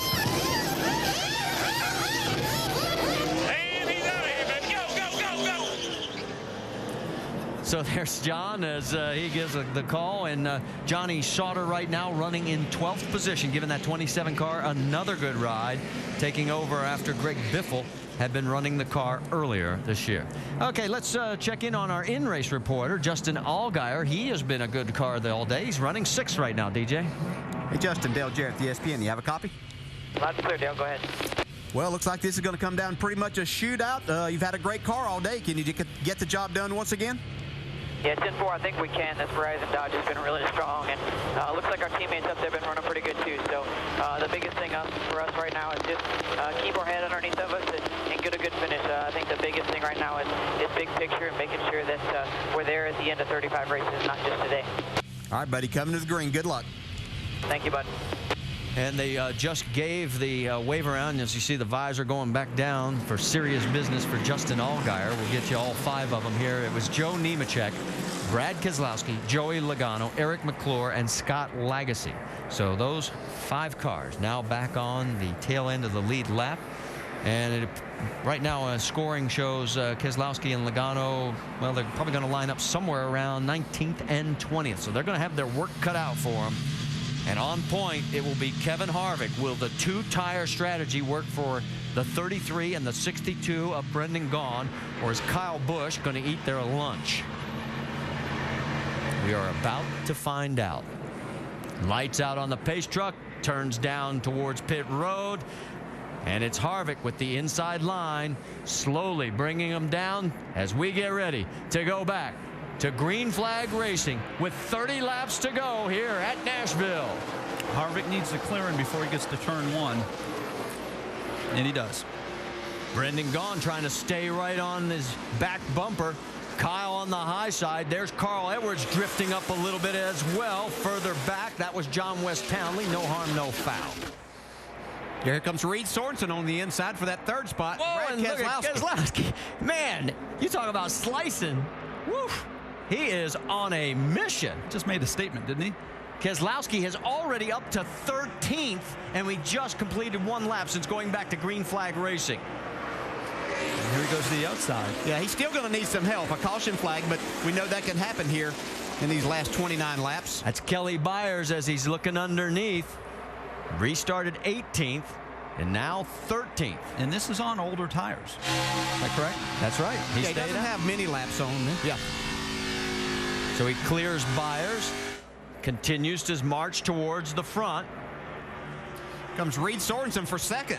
Yep, Sorensen looking really racy underneath the 18 of Kyle Busch. So, still don't think they've got Kyle Busch's car exactly right. They've made a lot of adjustments on that car, but I still don't think it's to his liking.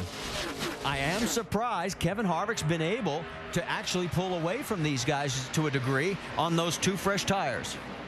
Yeah, I think we may get 15 or 20 laps into this run before we'll see if indeed these tires will hold up, if that's the right thing to do. Let's check in again with Keselowski as he's underneath the 99 of Trevor Bayne. He is wasting little time carving through this traffic. This is for 11th, and he's got him. Oh, this is just his kind of race. He's aggressive as it is. Let's go back to the restart. Now watch this. right side of your screen. Hello, excuse me, pardon me, I'm playing through. Let's go left. That's instinct, guys. You don't teach drivers that. That's instinct. Whew, that was slick. And there he is right on the back bumper of the 27 of Johnny Sauter. Sauter, 10th. Can he get into the top 10 in about, what, 4 laps since we went back to green flag racing? Incredible. And he's done it. Trevor Bayne trying to follow him as well. The lead is still a half second up front. Harvick. Battle for 5th as there's Carl Edwards getting under Brendan Gaughan. Now remember, Gaughan took 2 tires. It has not worked out as well for him. He restarted 3rd, has dropped back 2 spots. Well, I think first off, to put 2 tires on a car, you have to have a really good handling car. And I'm not sure that Brendan's car was that good. They took a chance, probably a pretty good opportunity. We'll see if he can not get himself in a bad position here and end up with a top 10 finish. Michael Annett in the 15 trying to look underneath, can't do it. He'll fall back in behind Brendan Gaughan. It's getting really busy here, isn't it, guys? Single file for right now, but it's going to get a lot more interesting as the laps continue to wind down here. 25 to go. Kevin Harvick now 24. His lead is 0.6 of a second. This is interesting because this is Kevin Harvick's strength. As the race rolls along, his car gets better and better, but he doesn't have the aid of 2 new left side tires. Yeah, Harvick was just under a 10th quicker that last lap than what Reed Sorensen was. So 2 tires still working really good for him right now. Check out the speeds at the line this time. Let's see who's fastest. Is it Kevin Harvick with 2 fresh tires? So far, so good for him. Absolutely amazing. Almost a 10th of a second. So Harvick, who finished 2nd in the truck race last night, leading now. And here comes Keselowski underneath the 62 of Brendan Gaughan. Now this is for 8th on the racetrack. Wimmer is 7th. Keselowski has got the bit between his teeth. He clears Gaughan. This time by 21 laps to go. Yeah, if we happen to get a caution here in these last 20 laps, this is going to get interesting with Brad Keselowski as fast as that race car is. He is running identical lap times to our race leader, Kevin Harvick, and Harvick's got clean air.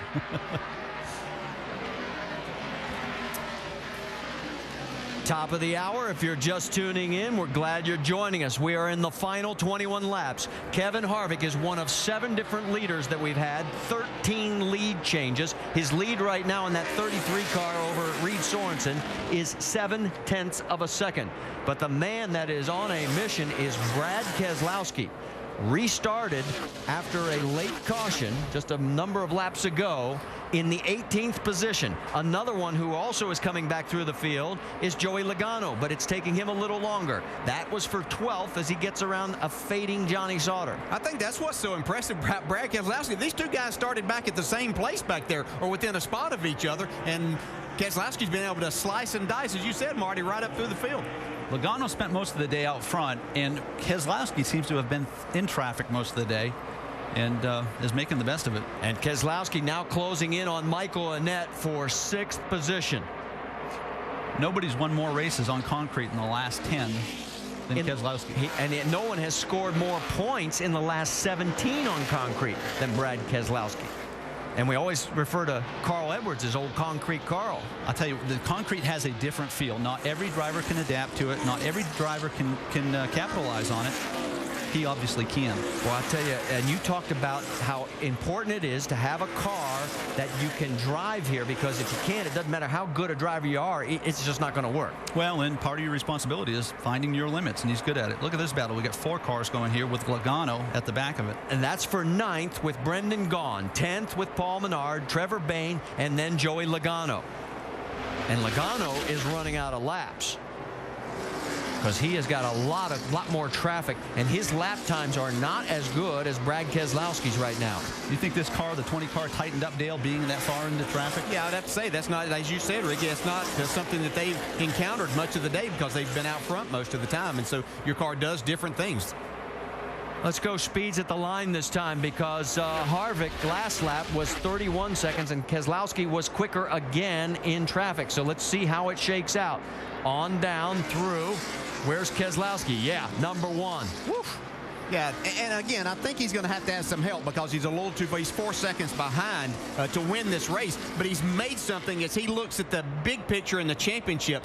This could have hurt him tremendously in the points today, but he's come back and been able to pick up quite a few spots. Speaking of the points, last year at this time, the gap between first and third was 124 points. Right now, the top 5 are separated by 66. We've got ourselves a great championship battle beginning to take shape here in the 5th race of the 2010 season. And this man, I'm hoping Kevin Harvick stays with the series all year long. He's going to add something to this. I agree with you. He brings a lot of personality to the series. There's the top 3, and it would be a tie between Allgaier and Brad Keselowski. And this is the best Dodge has ever run in this series, 2nd and 3rd. Remarkable. Yeah. Ricky, you know, in this situation, as fast as Brad's car is, you're sitting there as a driver and you're saying, man, I wish we could have a caution because I think I could win. But as soon as you do that, you're usually part of the caution, so you're a little bit hesitant. Joey Logano has just moved back into the top 10, getting around Paul Menard. But he is 7.9 seconds behind. He's got a long way to go. Brad Keselowski is 4 seconds behind in 6th, and the laps are winding down. Next time by, it'll be 14 to go. Kevin Harvick by 0.8 of a second over Reed Sorensen. There is Kyle Busch running 1.2 seconds behind the leader. Let's get more from Dave Burns. Well, Marty and DJ talked about it. He didn't think that the car was still right for Kyle, and that's part of the equation. But remember, Kyle got 4 tires. Kevin Harvick only got 2. Now, Kevin has that clean air out there. But remember what Kyle said earlier about Kevin's car, just how much better it was. Well, that's what Kyle's been fighting all day, and now Sorensen's car is better too. Kyle Busch will not be able to catch them at the end of this race. The gap, as we said, between first and third, 1.2 seconds. There you see them as they go by. Sorensen just beat the leader by 1/10 of a second, though. He closed that gap back to just 7/10. A little bit further back, there's Justin Allgaier and Carl Edwards. That's your top 5 running through your screen. Here is a battle for 7th place. Wimmer getting around the net. So move Scott Wimmer back into the 7th with the number 7. And Michael Annett drops back to 8th. Yeah, 2 guys that really needed a good run here today. Both of them done a really good job running in the top 10 and top 5 part of the day. They've raced a very, very smart race.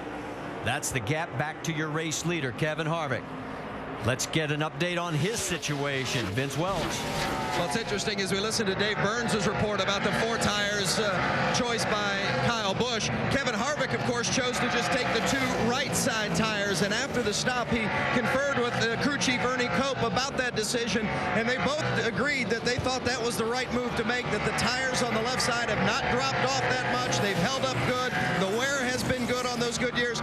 They thought for sure they had made the right call, thinking that Keselowski was going to be too far deep in the pack to be able to charge his way back up toward the front. So far, he's holding true. Well, I got to tell you, to me, it was a gutsy call because we saw nobody try that as an experiment early in the race. Yeah, the only thing that you could think with those guys is how good their car's been on long runs. And generally, Ricky, whenever you have a car that's good on long runs, you're not wearing out that left front tire. That's what I was thinking. And the fact that the left side tires probably weren't wearing that much. And the driver doesn't know that. He might feel it, but he doesn't know that until they report it to him. The lead is 0.6 seconds. 0.6 of a second between first and second. There it is in your screen. 3rd place, a little bit further back, is Kyle Busch.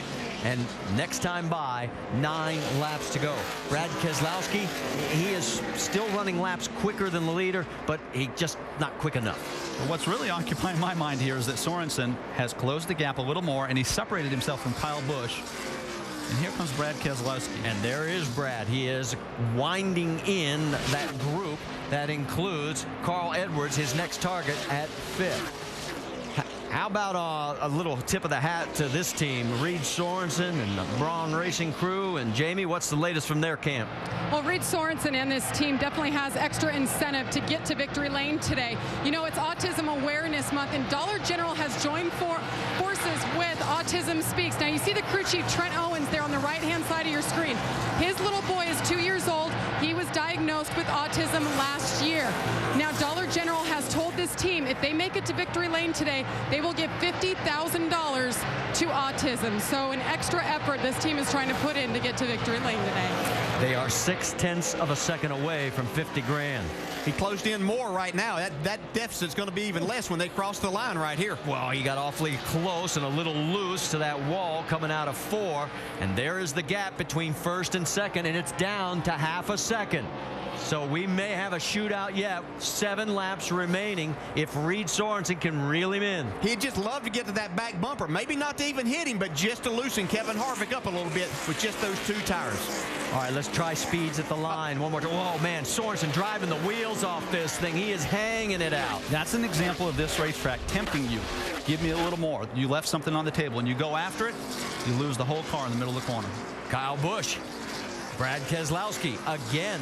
But again, Keselowski is 2.9 seconds back. He has been driving a great comeback, but he's just not going to have enough laps. 6 to go now, and there's the gap between first and second, and it's just up over a half a second. Battle for 8th is Joey Logano going around Michael Annett and clears him. Well, we haven't talked about it all day, but we've had a lot of green-white checkers this year. Never had one here, though, in Nashville. So, of course, that's probably the kiss of death. But with now 5 laps remaining, Joey Logano has moved into the 8th position.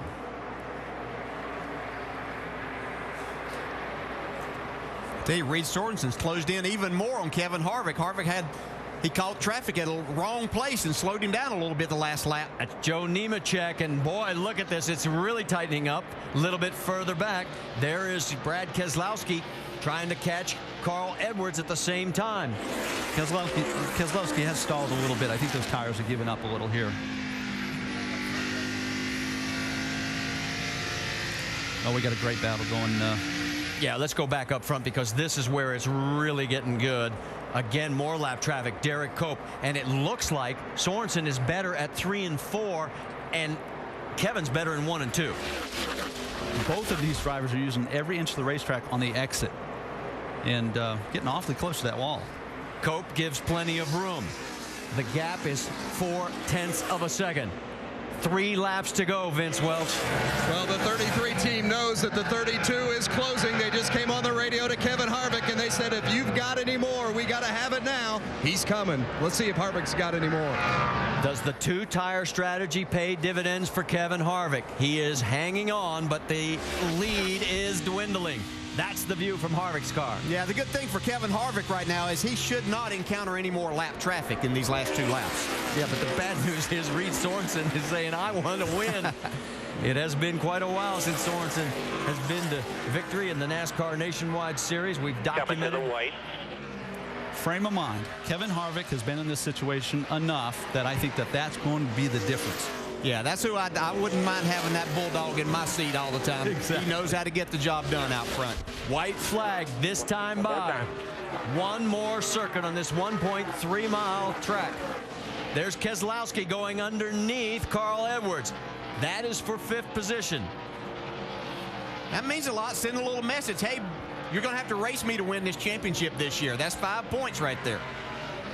Meanwhile, up front, it is the 33 of Kevin Harvick, finishing 2nd last night in the Camping World Truck Series race. He comes out of turn number 4, and the 2-tire strategy wins here at Nashville for Kevin Harvick, and a closing Reed Sorensen right behind.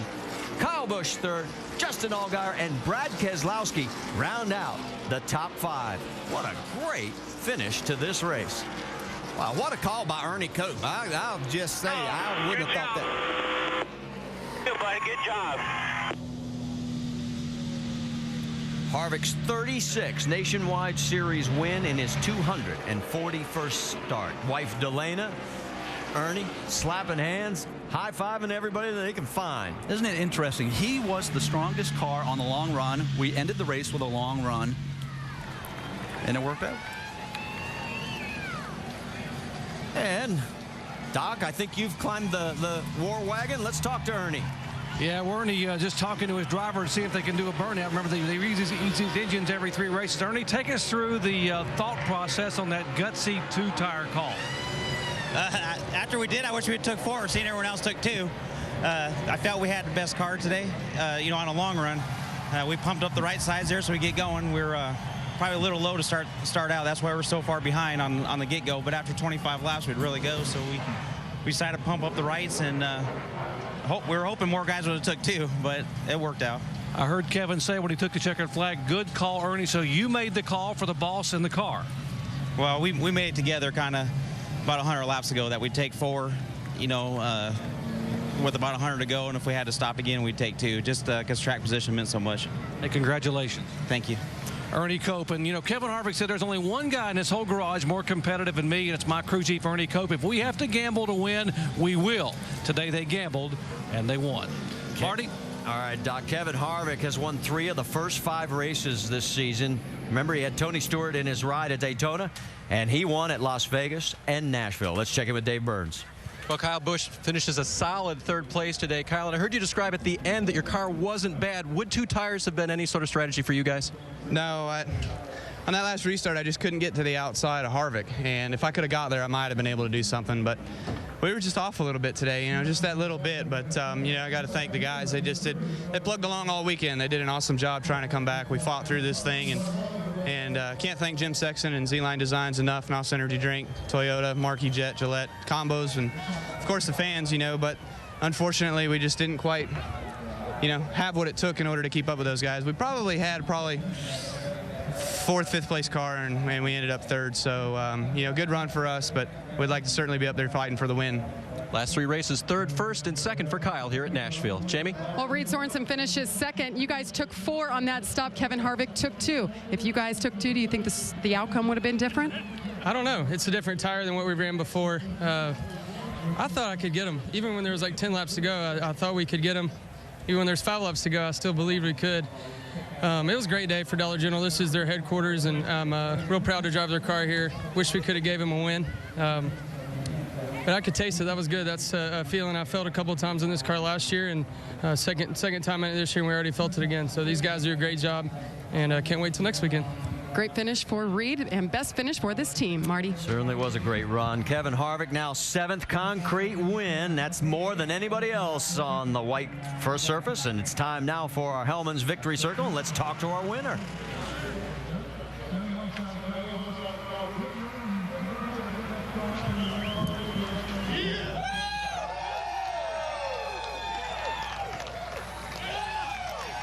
Kevin Harvick raises the guitar at Nashville. It is his 55th career NASCAR win. That's tying Rusty Wallace now for 10th all-time among the NASCAR victories. And his 2nd guitar, how's it feel to have that guitar again in your hand? Oh, man, it feels good. You know, to come on your off weekend and be able to win the guitar at Nashville is pretty cool. Just got to thank everybody from Armour, Ream, Jimmy John's, Chevrolet, everybody that makes this thing go around. Just a lot of fun to drive today, and the fans for coming out on their Easter weekend. Just a great weekend to come race, and the weather turned out great, and just a lot of fun. Ernie made the right pit call there. Everybody did a good job on pit road today, and got us another guitar. Ernie said that indeed you guys had talked about whether or not you take 4 or 2 there, agreed to 2 was the right call, but how many laps more you think you could have held off the 32? It was coming strong. Yeah, I mean, I thought the track position was going to pay off there for us at the end. We didn't have very many laps left. You never know until you actually put the tires on. I'm not usually a 2-tire guy, but today we got the track position, and we were able to get out there just far enough and do what we needed to do. Kevin Harvick, he told me earlier today that he and Ernie are real sore losers. No losing today. They're in victory lane in Nashville, Alan.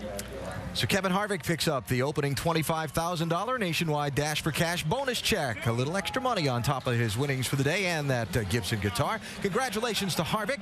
The championship after 5 rounds of the season. Carl Edwards maintains a close lead over Brad Keselowski. Good championship shaping up for the Nationwide Series. That moves from here in Nashville out west to the Phoenix Mile. It is Friday night. Our coverage of the NASCAR Nationwide Series at 9 Eastern on ESPN2 that Friday night. So this one saw a little bit of everything this sport can throw at you. Crashes, tempers, paybacks, hard side-by-side racing, strategy, and a tense race to the finish. Kevin Harvick, your winner. The 2009 World Series of Poker is next.